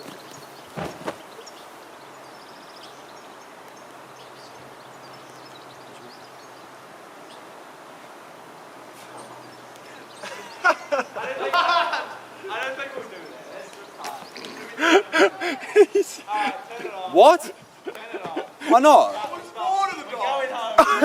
Another thing, I feel like I have a lot of criticisms for this scene, but I actually quite like how it turned out. I feel like it's not clear that it's not the Armadillo shooting Tony and I. Like, she has like this hand movement, and maybe people might think that that's like a gun, or who knows what that means, but the idea is that she's meant to be signaling to Michelle, who we don't know is Michelle at this point, but to someone, sniping Tom and I. But I just feel like it's not super clear, and maybe I could have had the cut to a close-up of the Armadillo doing that at first as opposed to the second time round, but even then it's not super clear. That's sort of an example where the idea that I had didn't come across the way I wanted it on screen. Thankfully I don't think it's a massive issue. I do think that people probably get a little confused about what the fuck's going on. Does the Armadillo shoot them? Who's shooting them? But the idea was then that in the credits sort of section you would see Michelle with the sniper, which is just my like air rifle, and put two and two together. But maybe it's not that clear. Alright, when you're ready. Fuck. Okay. Show, I'll be like, ugh. Alright. You... Jesus. Tony! Shit. Alright, Armadillo, I'm coming for you now. Fuck, you're in the way, man. Get out of it. Also, Jack still kind of just ends up walking to the Armadillo after Tony gets shot. Aggressively walking, which seems very random after just seeing this guy being shot. It's like, hey, I'm just gonna, wander on up. So perhaps that was a little strange, and I don't think that's aged very well. I mean, it wasn't really that good at the time, frankly. The reason I even moved in the first place is because I needed to be in a different position from where Tony was, from where we were standing, so that we could do the POV and then the shot from Tony's perspective over there. So that's the reason that I actually moved, was because I needed to be in a different place when I get shot. But maybe there would have been a better way to do it, as opposed to just walking up, slowly reaching in for a knife. You can fall over. Okay, and... Okay. When I start reaching in, Michael... Ben! It's good, he's not in this shot, he's not in this. No, but Michael, when I reach in, you need to then pan over to her. Okay, I get it, I didn't know that. Yeah. Walk a bit slower as well, but not too much slower. Also, be more centered, just because it's a lot easier to... Okay. Yeah. Fuck. 1 second. Sorry. I know. Okay. Alright, you guys are getting paid top dollar. One thing I will say about this scene is that I think it ended up looking visually really nice. The lighting just seemed to work really well. And at a certain point, I think it's actually after Tony and I both get shot and then we're in the POV, just randomly these orange lights came on underneath the, I don't know, covering, the underbit of the in Club rooms, and man, they just look great. And the sort of blue with the orange just contrasted really nicely. And I was like, oh, we gotta have the headlights on the car. That was an idea I had ages ago when I first wrote the scene. I was like, the headlights have to be on the car. So we did that, and it just, chef's kiss. It just looked so good, personally, I think. So I'm really happy with how that came out. And then it started sort of drizzling a bit, and the rain was really nice, and it was consistent with how it'd be raining before. So, man, that I was really happy with. And that's sort of an example of, we were just lucky. You know, we didn't plan for these lights to turn on, or for it to start raining, or any of these things. And there's a few previous examples of that happening, which I don't think I've mentioned, but overall I feel like on the shoot there was a lot of instances where things just happened the way they did, and they ended up looking really good for it. And I just got lucky, you know, a lot of bits. So yeah, I was really happy with that. That whole ending section was meant to be quite stylish already, and I think that all these things happening, like the rain and the lighting and all this, ended up really sort of enhancing that. So I was really pleased with that. And that sort of style of filming, or the look, I suppose, is what I would want to continue doing, I think, as opposed to just boring shot, you know, with nothing interesting going on in the shot or the composition. I feel like moving forward, I would want it to be a little more stylish in that vein. Alright, I'm recording. Ready when you are. How prominent am I in this? Say again? How prominent am I in this shot? You're pretty prominent. Yep. Say it really loudly as well. No, we're not using the audio. Oh, okay, never mind. Alright, doesn't matter. Fuck's sake.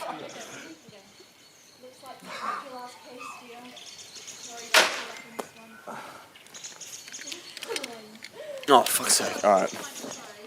Okay, so Ben, you want me to like take out the gun slowly, and then when she pulls out the documents? Yeah, when she pulls out documents, you're looking at it, and then you're sizing up me and Samantha, like, who am I going to shoot? Okay. And then in the end, when she pulls out her gun and is pointing at me for like a couple seconds, then you take the shot at her. Alright. Alright, okay. 18 carat run and bad run. And I guess while we're here, we can talk about how the movie starts with this scene of the POV of Jack looking up, which is actually just another Fallout reference, actually, or rip-off, if you will. It's not, I mean, I changed it to my own purposes, but it was taken from that, of the Fallout New Vegas intro. And yeah, in the script, the movie doesn't start with that, but I just liked having that, and I feel like it's, as opposed to having this sort of drawn out detective's office scene, it's not really that drawn out, but I think it ended up being a lot more exciting opening with that POV that ends up happening later in the movie at this point. Just because it sort of sets up a few questions like, who is this, what's going on, who's just been shot, and actually you sort of get this sort of, the twist that actually Jack isn't the person that gets shot, it's the Armadillo, which I think ended up working quite well. And it sort of comes full circle of Tony's character arc, because obviously originally he was hired to kill Jack and then he saves him. So I think that was quite a good way to start it, as opposed to just having it come out from the television. Okay, whenever you're ready.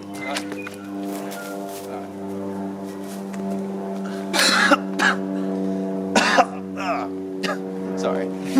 When I start coughing, pan up to me. I know, okay.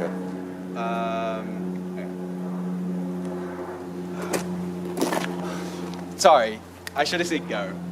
Okay. Mate, alright. And start looking dead now.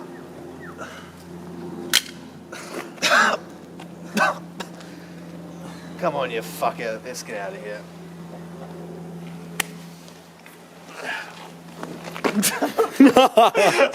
And for that whole ending section, with the music playing up, Jack gets up. Originally I was going to use a different song actually, Fade Into You, Mazzy Star. I was going to use that. And that was another scene that I had planned months and months ago when I was first drafting the ideas for the script. I was like, this is the music I'm going to use, this is what the scene's going to look like. And up until when we were recording that scene, in fact, I was still planning on using that song, and when I got home and I was editing it, I plugged the song into Premiere and all the footage, and it just like didn't work.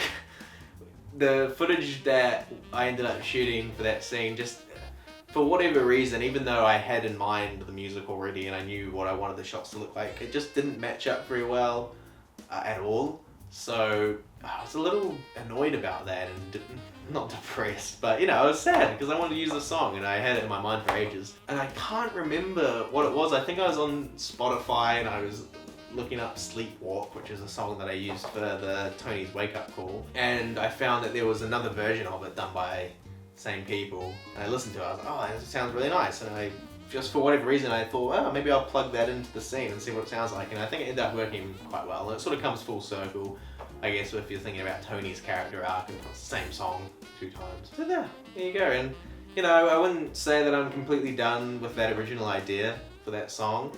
It may come back, perhaps. I guess we'll just have to wait and see.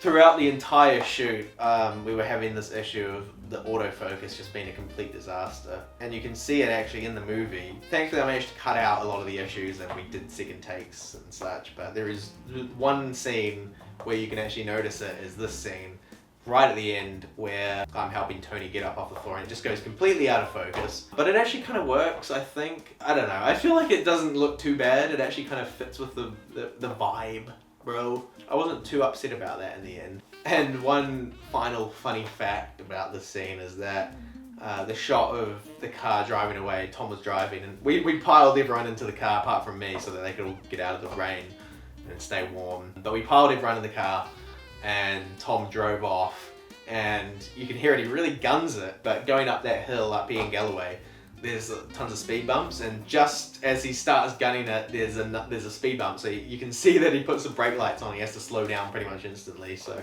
there's a little fun tidbit for you there that I thought was kind of humorous. Oh, alright, I think that concludes my thoughts for the standoff scene. Pretty much done, guys. We're almost done. I feel like I need a nap, but one more to go, so stay tuned for the next scene. Oh my god. Just let it go. What's it done? Come on, just gotta go. Ben, what are you doing? I'm working out, man. Alright. This poor director has to deal with. I guess since Tom's already on the ground, we'll do this first. So, yada yada yada, pull out the gun, and you can look at it. From where you're standing, it must look like an 18-carat run of bad luck, pointed at me. We rented this 2018 Lamborghini Aventador. Oh man, it's got dual exhaust, it runs on E85, pumps out 560 torque at the rear wheel. Oh man, sorry, both wheels, because you know. Okay. Oh, okay, you need to aim it. Oh no, go. Right, hang on. I think that's all bunched up too much. Can you imagine that being your face? Oh. Alright, we're up to the last section now, the last scene breakdown, if you will. Thank Christ for that. This is the sort of mid-credits part and then the post-credits section. I guess to start with, I'll talk about the sort of fake blood. We still hadn't filmed this middle section for the credits bit, and I had a general idea that I wanted Michelle to be in there and that something would happen with her. To show that she was the sniper, basically, was the idea of it. But then I had the idea of, oh, wouldn't it be cool if we had sort of some shock value of some blood coming out, you know, like someone actually getting shot, because there hadn't really been all that much action up until that point. It's the water. So I quickly searched up on the internet how to make some fake blood, and all of the ingredients I didn't have. So I sort of just started looking through the pantry to concoct my own blood mixture. It was this horrible, horrible mixture. It was some sort of like chili sauce or sweet sauce or something was the base of it, mixed with something else. Like, fuck, it was really awful and sticky and smelly. It was just really bad, but it kind of looked like blood, I guess. 1, 2, 3. Alright, now I'm recording. Probably just don't do a countdown. Okay. Yeah, no. Alright. Oh god. Why did I decide? Okay, hang on. Just you need to give me a moment. Well, we could always do it like the blood specks onto. No, I need to be on my face. Right, okay. Right. Hold on, I'll get a bit closer just because I really want it to. I can just go trust you that you got this shot good. Yep. Hang on. You can't do it if I'm looking like that. Okay. Oh fuck. So we did a few test shots. I got Michael over after he finished school and with my mum. And us three were just messing around with the blood and how it would look on camera. I wanted it to sort of spray on me as I sort of shot Michelle. So we were trying to figure out how to do that, and we tried like flicking it, and we were using like a toothbrush, kind of like, but it just didn't work. So then I think my mum had the idea to just grab some straws and just like, and just have it spray everywhere, which is what we ended up doing. I feel like it needs to be like front on, not looking down on me. Yeah, okay, yep. Yeah. Or even up, I don't know. Sorry, are you doing something before I... Yeah, up will be good. Yep. So when I like pull this trigger, when you hear that... I might need to be a bit closer because last time it was... It's on, yeah. No, you're not seeing. Oh, you are slightly seeing. Well, we're going to cut the sides off, remember? Oh, yeah, no, never mind. You Okay, can get no. even closer if you want.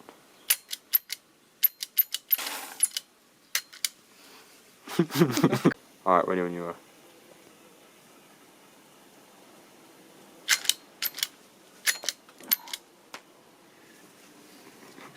He didn't even get any on my face.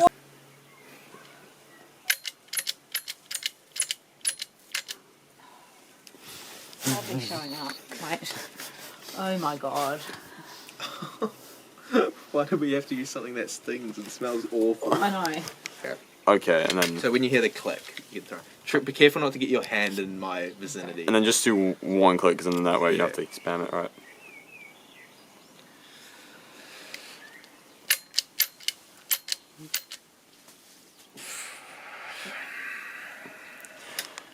Take 253 of hot sauce in the eye. Yeah, and even when I think I got had hit, my leg like that actually. Okay. Even when he's been hit, you can keep it as still as possible. Yeah. Alright, okay. Don't press anything. Don't stop recording. Mhm. Okay.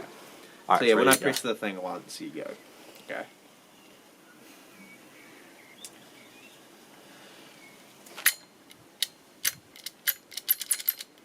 Okay. That was right on your neck. That was good. I'll be the judge of that. Yeah. Just as you were. Mimic the That was last one. perfect. Yeah. Okay. Oh god. Yeah, here we go. Alright. Okay. Okay.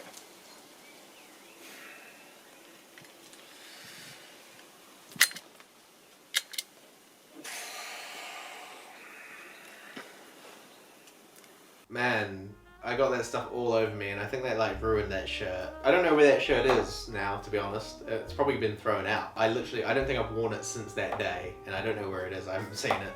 And that poor trench coat just got not too badly covered, but thankfully managed to wash a bunch of it off. So I think it's got saved. Yeah, it just wasn't nice. I definitely had a cold shower after that one.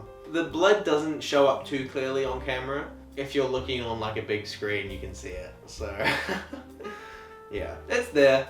You can see it if you see it. I wish it was more prominent, but it's not. So there you go. And there originally wasn't going to be an after credits scene, but I sort of just had like a kind of funny idea for an after credits scene. So I quickly wrote some lines together. A general idea, and then I think it was, when was it? It might have been the very same day actually. We went and picked up Ben, and then we just went back down to Ian Galloway and quickly shot this after credit scene, which it was unnecessary. I know it was, but it was kind of just like an extra thing for us. Like no one else would get any of the jokes in it, and I think that's true for most of the film, to be honest. What, do you actually want me to do that? Yeah, if you want. So what do you want me to say? Yeah, it looks like No, you're like, oh fuck, the chloroform real stitched me up. And Donnie, it's fucking retarded that you fall asleep to classical music, man. And then you say, oh, you know. I got the short end of the stick genetically. Yeah. But say like say it quite slowly, so it's well like perceived. Okay. That's so dry. Put the gun in like your pocket or something as well. Okay. Hold on. Alright. Oh my god, that chloroform. Oh. I can't believe you've fallen asleep to damn classical music. What's wrong with you, mate? I really got the short end of the stick from those genetics, hey? Damn, fucking hooligan. Badillo!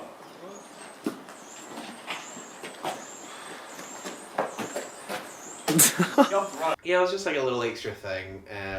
You know, got to get that runtime up to be world record of longest film in media studies. Which I don't know what the record is. I suspect it's pretty high up there, 35 minutes. So we shot that.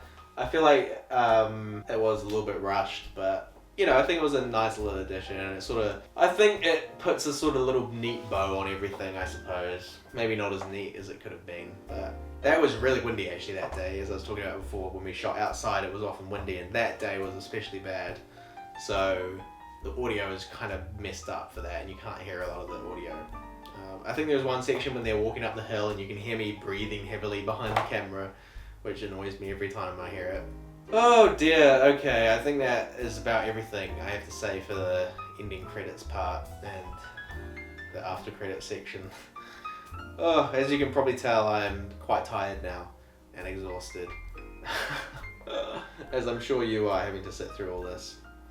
So, yeah, that is the end of that scene breakdown. Wait, what burns steel? Jet beams. 9/11. Why are we still here? Just to suffer? Alright, that's it. We got through it, guys. Well done. This is the conclusion now. I haven't written anything for this, which is excellent. More rambling. I feel like that's kind of a tongue twister. Only the Lonely.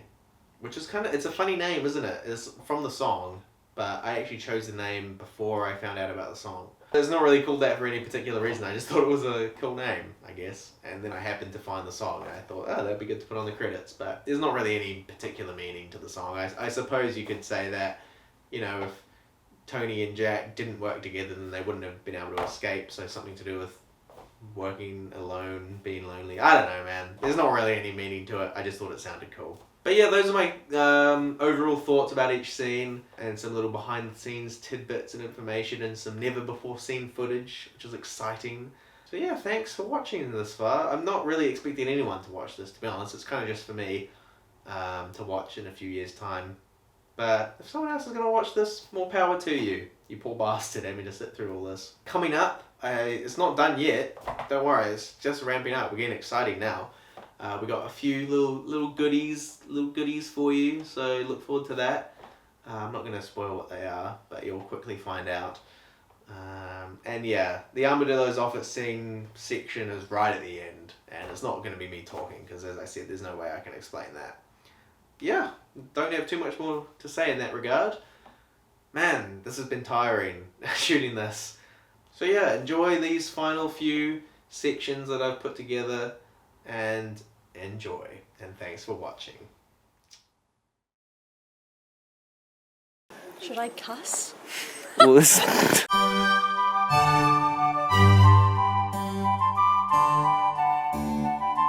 Oh fuck.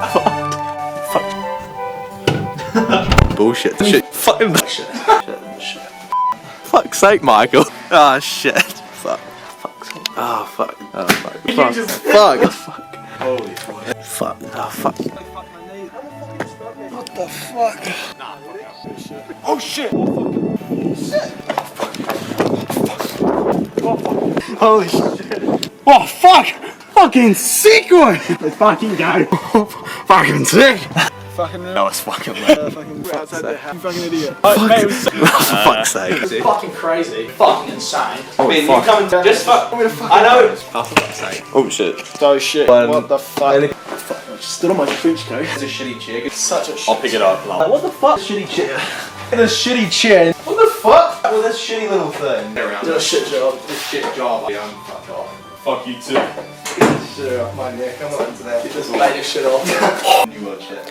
It's a perfect fucking match on fucking lips. Stupid religious bullshit. Because Tolkien was a retard. LeBron James shit. LeBron James shit, mate. The short fucker. Your shit? I get the shitty chair. Shit. Oh fuck. Shit. Ah fuck. Fucking stuff. What? Oh fuck. So. The shitty knot. Shit. Fuck. Fuck. Fuck, sorry. Oh fuck. Oh fuck. Oh fuck. Fuck. Shit. Oh, fuck. Fuck. Retard alert. It's a Tommy C moment. Fuck. Alright.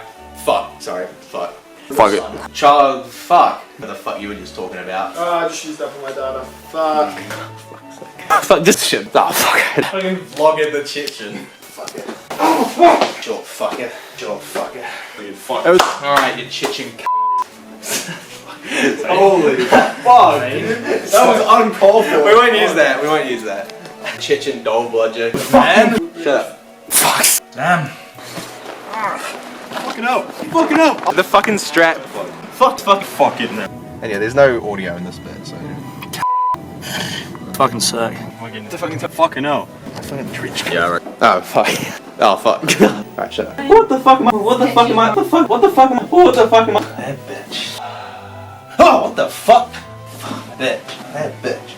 I don't care about that bitch Michelle. Holy shit! Holy shit! That bitch. For fuck's sake. Fuck. What the fuck? The fuck? Jesus fucking Christ. Fuck. Fuck. Now who the fuck are you? Right? Now who the two? Fuck. Who the fuck are you two jokers? Fuck! Why can't I say this? Who the two? Fuck! Why can't I say it? Who are you? Who the fuck are you two? That's a 4 time. Who the fuck are you two jokers? Got it in the end. Well, I'm sorry to say, Steele, but this is no land of the ravioli. Fuck! I had a son of a bitch. Can't have you shit on. Shit on. Son of a bitch. Shut up. Joe Rogan has cursed this production now. I'm sorry, it's fuck. Okay. Oh, fuck yeah. Oh shit. Fuck. Fuck's sake, man. Good, no worries. Fuck, what's the rest of my life? Fuck, okay, I got it. Fuck's sake. Fuck, that was so good! Fuck. This fuck. Fuck your bitch. Into my face. Who? Stop it. God. I don't want to start, for fuck's sake. Sorry. Dog egg. Oh, fuck. Why the fuck? Fuck, this shit time. Horse. Fuck. Shut up. Say entire shit ever. Oh, fucking hell. Fuck's sake. Oh, fuck. Shit job. Oh, fuck. It's pizza time. Fuck's sake. Fuck's sake. Oh, fuck. Fuck. You're shitting your pants. Fucking brilliant. That bitch. Shit. Do I look good or shit? You're like, oh shit, and they're like, Fuck's sake. Fuck you say, bro. Fuck's sake. oh, good one, Johnny. You know, you really nailed that. Thanks, Coin City. Yeah. Fucking good one, Donnie. Fucking dumbass. You chucklehead. Dumbass. Get the fuck over here. Fucking. The IRS. Get run over by a learner driver. It's bent weak. Samantha, you know me, don't just looking pissed off. Just what you usually look like. There are so many learner drivers. What the fuck is happening?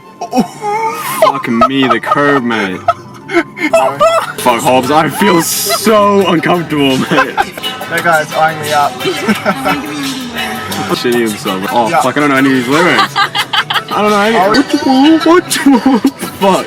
Fuck, oh, I'm sorry, Hobbs. Reach the fucking accelerator. Shit. Okay. Sorry, Pilbara, you're gonna have to sit through all of this. Oh, that wasn't even recording. Wait, was it? Please do something. I would. I don't know the rest of the lyrics. He starts talking Jamaican or something, man. Like, It's like, Oh shit. Fucking hell. is the handbrake off? fucking now, Donnie.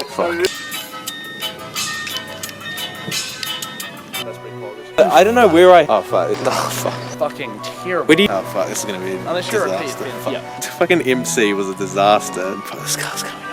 Fuck. I don't. Oh fuck, is that fucking hooked up with her best friend at a party? So Yeah. then the next day at work she's like, what the fuck? What the fuck? And up to jail, babes. What the fuck is she talking to me about politics? Like she should. Oh fuck. Listen up, dickheads. Listen up, dickheads. Dickheads. Alright, listen up, dickheads. Listen up, dickheads. Listen up, dickheads. Listen up, dickheads. Listen up, dickheads. Listen up, dickheads. Shit off.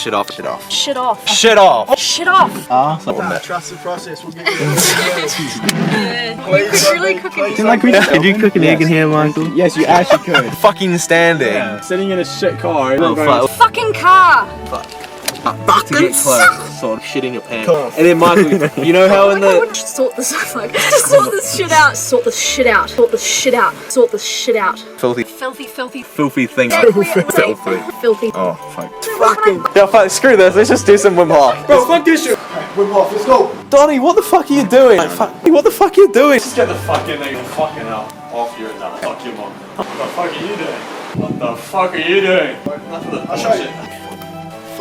Oh, fuck, oh, fucking hell. Oh, fuck. Shit, man. Fuck my fucking. Oh,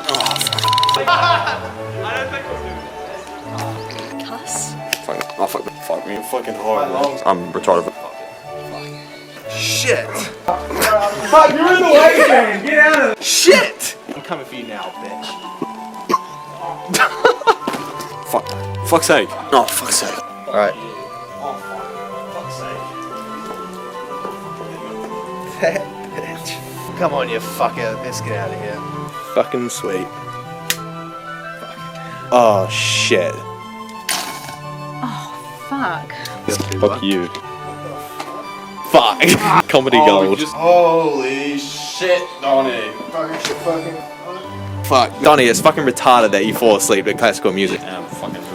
It's not homoerotic at all. Damn shithole. Shit. Oh fuck. Fuck. What the fuck have I just turned on? Oh shit. Damn fucking what have I done? We fucked up. We fucked up. I'm retarded. Fuck. Yeah. And it's fucking Tony. Fucking fuck. Ah fuck. Donnie. Fucking Chechnyan.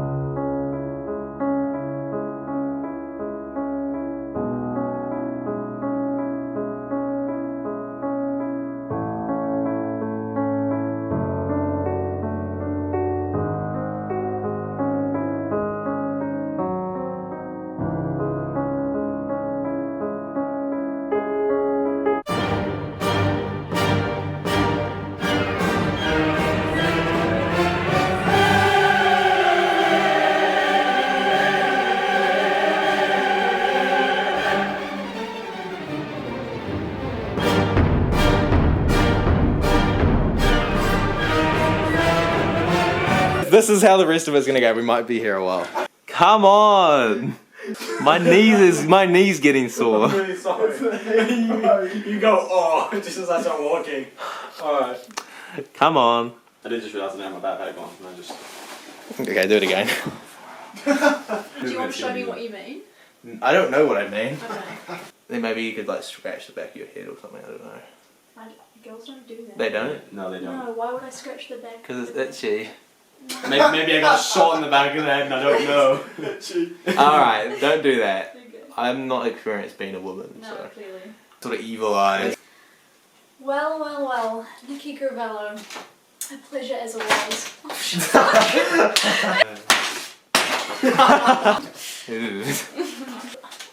Well, Nikki Gravello. A pleasure. I'm sorry, it's just like, it just makes me, okay. I don't have very good aim evidently, but that's alright. Clearly not. No. That was the bit where you're like, no, you're doing so good. No, that was surely you know this perfect by aim now, I set. don't do that. No, I do. This time, surely. Well, Nikki Gravello. I must say. Okay. I feel like the noise of it is annoying me, so shall I just So aim? should we just mute it? Do I have to throw it? Can I just What do you hold want to it? do? Throwing it is making me Yeah. feel weird. Leave momentum. Don't do it, don't He's do like, it, John yeah. Rogan. Like I would just stare at you like weirdly. She's kind of a bitch. Look at my beautiful face. Let's go to. Thank you. Now I had the time of my life. No, I never felt like this before. Yes, I swear it's a truth, and I owe it all to you. 'Cause I had the time of my life, and I owe it all to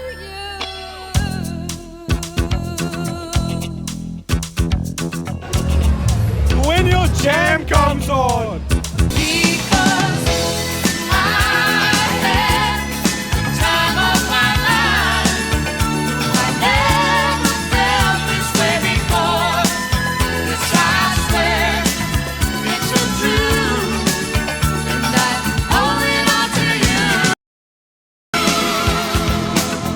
When your jam comes on. Thought there was a home intruder.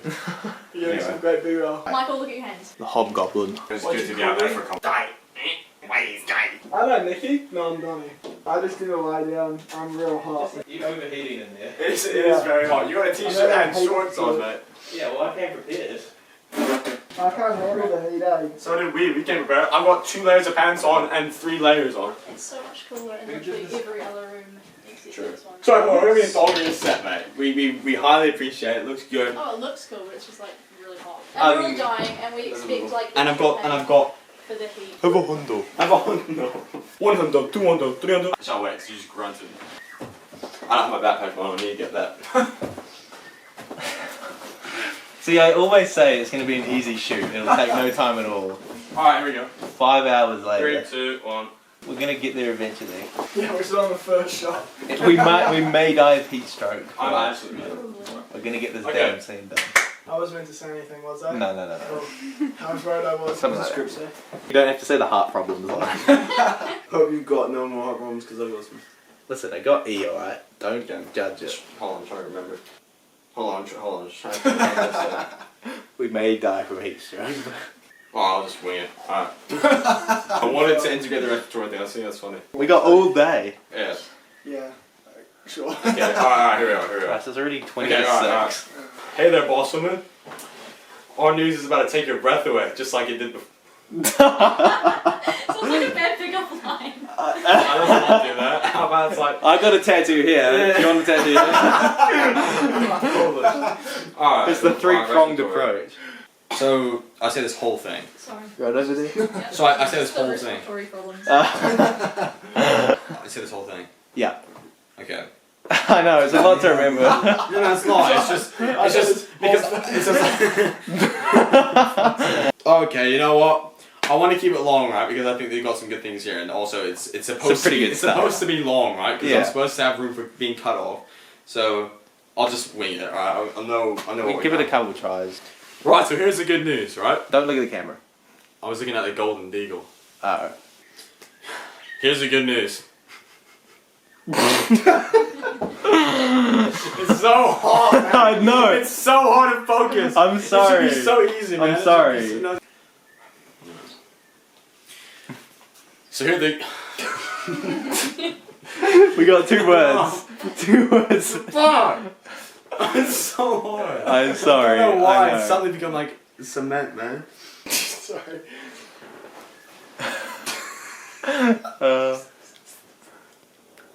Can we sit maybe there? here? Oh, okay. What, you want me to move? Nah, I'm just gonna take. Alright.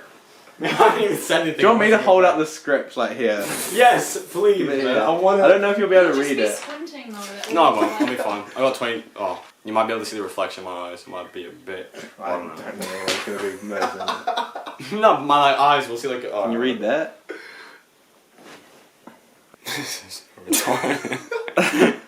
I'm gonna be crying in this game. My eyes are watering. Alright.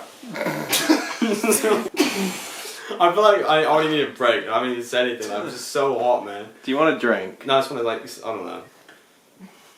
Small Sorry. I can feel it. I'm trying to put it You can feel the energy. I'm trying to put it away.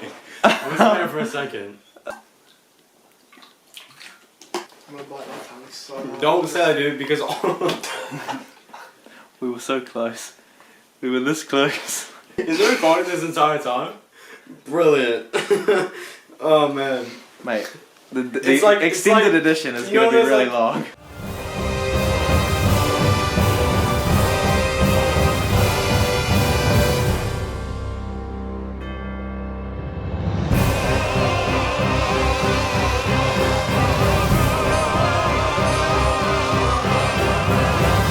It's like you know those games where it's like a red meter. And Here we go. No, listen, real quick.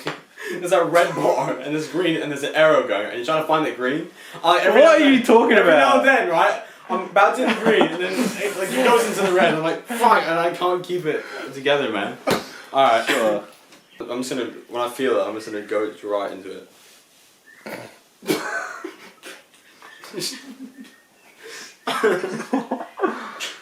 Oh, for fuck. Come on! Do you want me to do it? I'll No. be Donnie. No, okay, fine. So here's the goods, Dillo. You know that No, clown no, I still, know right? exactly what I need to say. It's in my head. It's just I'm trying not to laugh. Okay. Right, so here's the goods, Dilla. You know that Jack guy, right? Well, we did him up good. Hold on, I need to redo that. Because That was good, though. I'm not giddy though, I need to be happy about it. Can I see it real quick? Yeah. Be nice to keep it together. Sorry, the heat is getting to me, man. Is it cooler in here now, though? No, hell no. It's Is getting it? hotter. It's Every cooler time I for laugh, me. Like, I get even I'm hotter. feeling nice I get even over hotter here. because like my body is like, I don't know. Hell When I no. laugh by my already, I start getting like flustered. So, I mean, this is gonna be one take wonder. All right. Bill, bro. The director is trying to. He's supposed to be angry at me for not. Yeah. All right. So here's the good news, Dillo. That Steely guy, right? We bagged him good. We heard he did one of your guys in hard, so. That was so good. I'm sorry. That was so good.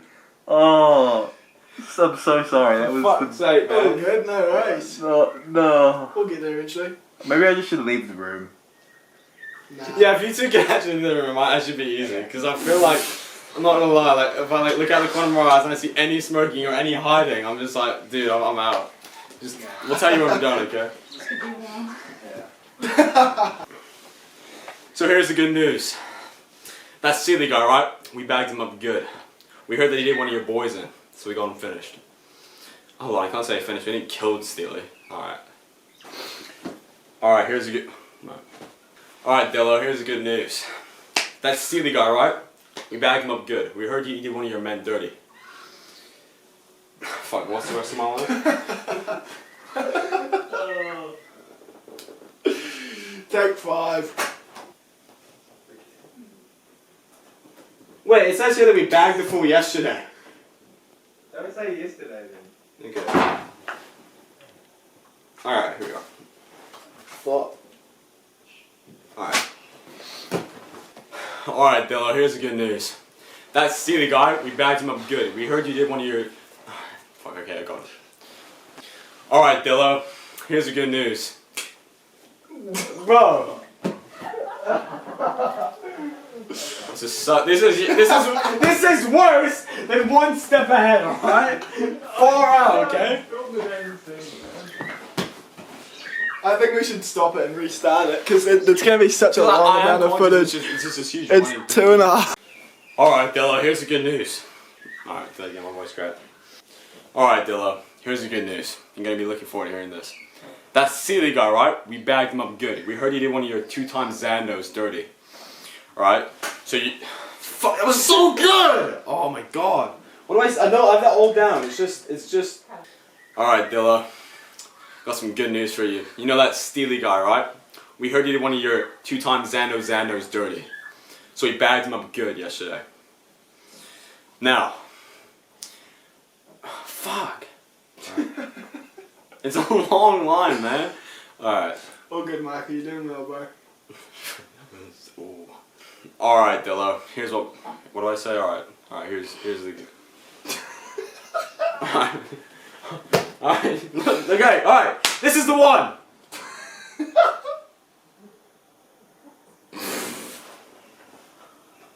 Hogs, it was gonna be the one. Sorry, Send me all your motivational clothing This line. is the one now. Trust the process, bro. I was gonna laugh so hard at that, but I'm not, okay? Alright, Dillo, here's the good news. You know that Steely guy, right? We bagged him up good. We heard he did one of your Zano 2 Trust the process! Against all odds. What odds? Okay. That's because you can't do the line. Oh, okay, you're doing... Alright, here we are. Alright, here's... Alright, Dillo. Here's the good news. You know that Steely guy, right? We bagged him up good. We heard he did one of your Zano 2 times dirty. Man, you should have seen the look on his face. Donnie here rolled right in and I held him up good. Alright, I think that's it. We got it. Is it Chechen? Chechen. Chechen? Yeah. Okay, Chechen. Fucking Chechnyan. That might take a few tries. Yeah, that's alright. Chechen. Chechnyan. Okay, cool. All good. Just having a nice little I'm series. I'm actually exhausted after that, dude. That was a lot of mental power. The final take was very good, so thank you for that. Thank you. No worries. Yeah, I Well, feel Ben- I feel a bit embarrassed. I after all literally that. did nothing. My only job was to keep it in, so I didn't just explode laughing. So Yeah. I feel Michael. fatigued, man. Oh, maybe I shouldn't say that word. What did you say? Fatigue. Fatigued. That's my trigger word. Oh, no. Nikki, my favourite goon. So the Dillo get. Oh, please say that, but like in a different way. 'cause that's Nikki, so my favourite funny. goon. You can say that. Yeah, because long story.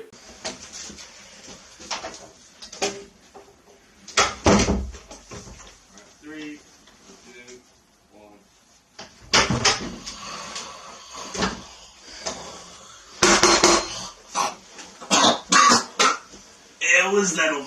It was my favorite goon. Hey, man.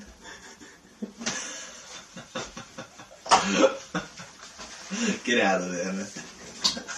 It was my favorite goon. My favorite goon. Okay, well I'm gonna say my dear boy because my favourite goon feels weird. Is that fine? Fair Would you enough. want me to say It was that? just because in my movie, I had the boss. There was a boss in my film. I would prefer you to say my favourite goon. And Okay, I can say my favourite goon, and- it just is gonna and feel weird. Pilgrim was the boss, and he goes, "My favorite goon," and it was just so funny. And then we're like, "It's too much, so we can't keep it." So that's why it'd be nice. It's like a homage to it. Yeah. Okay. It's gonna be good. Classic comedy. I feel like a principal right now. Yeah, Very yeah. naughty boy. Okay. What was did that, you just Michael? say? Like a principal right now. And what did you say after that? Very naughty boy. What? You think you're Let's just get it. If you think you're going to graduate. What principal above like 3 says that? Yeah. Very naughty It's boy. comedic. Shut up. Okay, Mogadishu is the capital of Somalia. Don't even worry about it. It's just funny. Favourite goon, I'm adding favourite Okay. goon. Mogadishu? Now you understand. Trust the process. Now you understand, man. I do understand, okay. Just when you get interrupted, imagine you're saying something really interesting. I'm like, oh yeah, Michael got a new phone. Imagine that. That's the interrupting. You're like, please. Hold on, I just did a What? Joe Rogan. Did you? Yeah, but wait, that's the. So was Mogadishu a success or a failure? I just want to know. It was bad. Trust the process. Oh man, fuck. Oh, my contact's gonna come out. Yeah, wait, but that's the best part. This is no Mogadishu. Sorry, I didn't look. That happened so quick. I didn't look. Michael looks so pissed off. Yo, Ben. Sorry. Dog gag. Sorry. Far out. Hobbs. I'm sorry. Give that. Oh fuck. Loosely tied in the garage. Sweet Home Alabama. All tied up and ready to go. Torture if you need be. So how things are going? It's not good for the roll. I had a lot of fat today. I had a lot of fruit balls. Yeah. Peanut butter jelly flavour and vanilla and What stuff. about? It's only slightly bigger than me. Premium oak. They're tied up in the back. Real comfy too. I hate this line. Okay. They're getting us pizza, don't yell at them. Thank you. That's right, darling. Okay. I'm sorry, I'm just finding the awe of you and your wristbands like off-putting. You're just Whole business put to shame. I just found it. No. 86. Just the process. 1986. What are you talking about? 1986. Maybe not the tightest bounds, but you know, they're there. Maybe not the tightest bound. Sorry, no, it's my bad. It's my bad. I just feel what Michael's saying is so funny. Tony, man. You found out where the bar was and you rose the bar. Don't get into your state of time shenanigans, mate.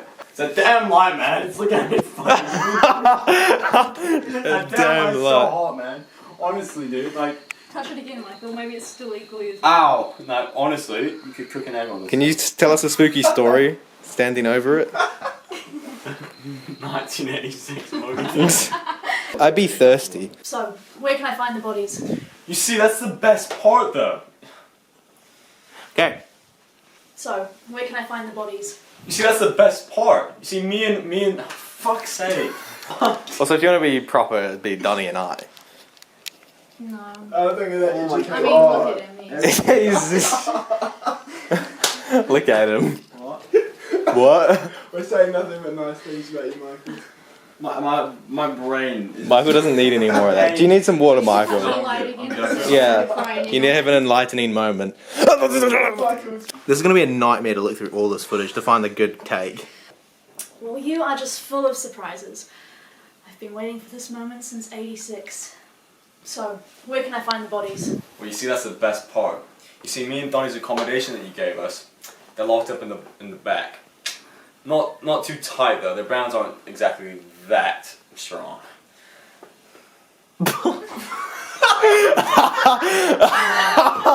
Why would you say, oh fuck, we did a terrible job tying them up? Yeah, I look so happy about it. Okay. Yeah, Donnie did a bit of a shit job tying them up, but I'm sure they'll still be there. So we can go back and have a look. Oh, this got excellent, so you should probably just say that. So, where can I find the bodies? Well, you see, that's the best part. They're in the safe house, ready for torture. Yeah. I haven't done any schoolwork at all this year, right? So can I just give you an idea? I am like, how is that relevant? I'm just so illiterate. I'm so illiterate. I can't remember anything. That's really true, so... Yeah. Oh, okay. Big fan. Well, you are just full of surprises, aren't you? No, don't like it. Go again. They're not dead. They're the safe... Oh, did Joe Rogan.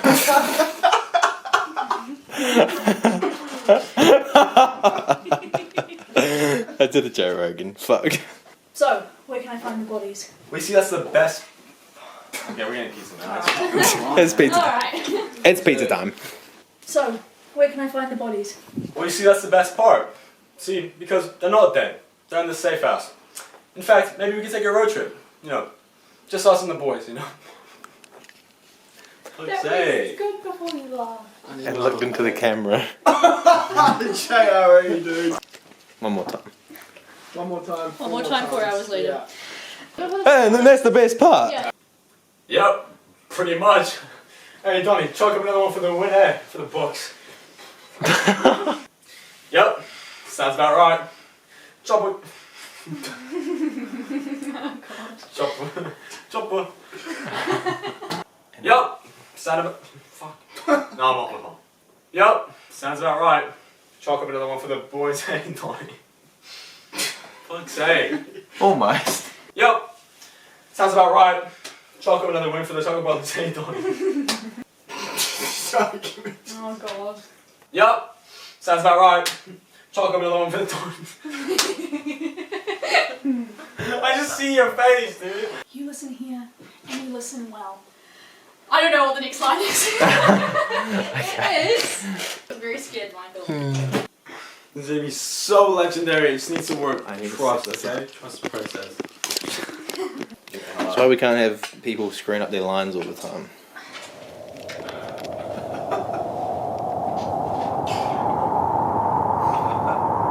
It could be as you're exiting or whatever, and I've gone, because I feel like you wouldn't say that in front Oh of yeah, me. for sure. Yeah, you're right. Yeah, Okay, good well, point. this will That's just be a good major idea. part of them. This is why we have you on board. Okay, so this is... say that to everyone who comes up. Actually, straight up, I just realised that. This is why we have you on board. I got a lot of I good feel- people to help me I out. feel like I'm not special, but it's fine. You're pretty special. Well, you're no on-site hand, I'll tell you that. Yeah. Yeah, so we can't see you. You're quite small. Let's do that. Let's do that. Let's do that. Like, maybe Donnie's about to... That's a good idea. I don't know why I didn't think Maybe that. Donnie's about to This is say- why we have you on the set. I know what I'll say before. Okay. Don't want to clue in the director or any of the other actors. That's what keeps stress before the part. I don't have to say I'll be before. God, we actually had footage of you being like, I'm a one-take wonder. So, this is gonna be one take wonder. Yeah, I said that we once. got this on At camera. the start, so it's kind of like a nice foreshadow. Because I knew I would not be a one take wonder. Oh. Donnie, I told you to. One take wonder, everyone. No, I think it's... No. I think it's... Tom has set such an unachievable high standard. Hey, we all want to match it. nothing It's is so unachievable. no, not all. I want to match it. It's horrible. Let's just say the line. We start recording. All right. I'm on the wheel, I'm so drunk. Sorry. Yo, let's finish off with the bang, team. Come on, Mike, bro, you got faith. You're gonna pull something. No, What? I'm standing. You're gonna pull something out of the bag, bro. Okay. Let's do it. Boom, trust the process. come on, or I'll take you out where you're fucking standing! I want to do that again because I like swear words. That was good. Okay. That was good though. And then I'll just keep walking aggressively. Yeah. I moved the lamp so that I had less of a stare. Yeah, no, that's fine. But surely that's why I'm standing. There's a lot of continuity errors. Okay. Okay.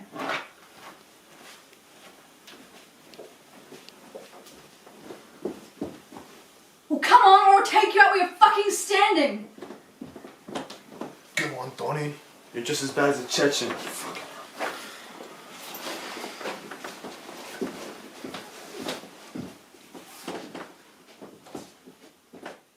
It runs just down. Well, there you go. It's all she wrote. Well, it's all I wrote for the making of. That's it. It's finished. There's no more clips to show you, no more fun facts to show you. And yeah, that's all I have to say. But I thought instead of leaving it on a fade out like that, it might be more interesting for me to come back. Even though I've had a haircut and I've got a different shirt on, and it's been a week since I recorded the other ones, I thought it'd be nice for me to come back and just say thanks. Thanks for watching. Future Ben, this is mainly for you, so I'm going to speak to you directly now. Hopefully you've enjoyed watching through this in a few years' time, and it's jogged some memories maybe of the good experiences we had while filming. And for anyone else who's watching this, why have you watched this the whole way through? It's just sad, really. But thanks, I appreciate it. If you somehow managed to make it the whole way through, truly, thanks for watching. And just as a little surprise and a little gift for those who have made it the whole way through, I thought I would include a little clip. So we're not actually done yet. I do have one more thing to show you. And it is a clip from Only the Lonely 2. I know, exciting. And this is a little clip. It's not too consequential to the overall plot, and it's the only thing that we've filmed and edited so far, but something. And yeah, I guess without any further preamble, Only the Lonely 2, or one scene from it.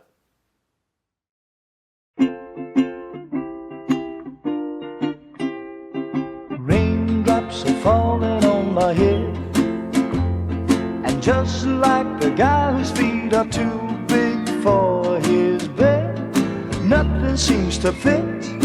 Those raindrops are falling on my head, they keep falling. So I just did me some talking to the sun, and I said I didn't like the way he got things done, sleeping on the job.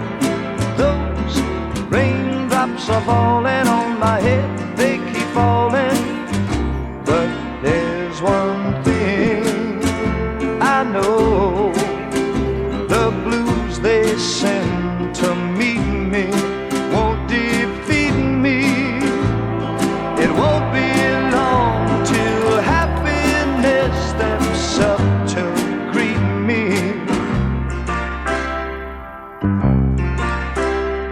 Raindrops keep falling on my head, but that doesn't mean my eyes will soon be turning red.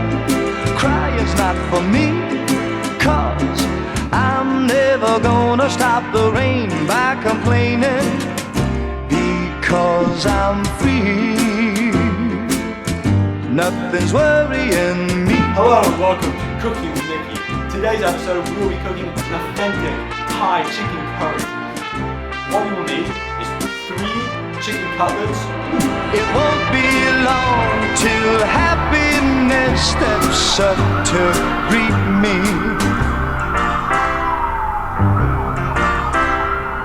Raindrops keep falling on my head, but that doesn't mean my eyes will soon be turning red. Crying's not for me, 'cause I'm never gonna stop the rain by complaining, because I'm free. Nothing's worrying me.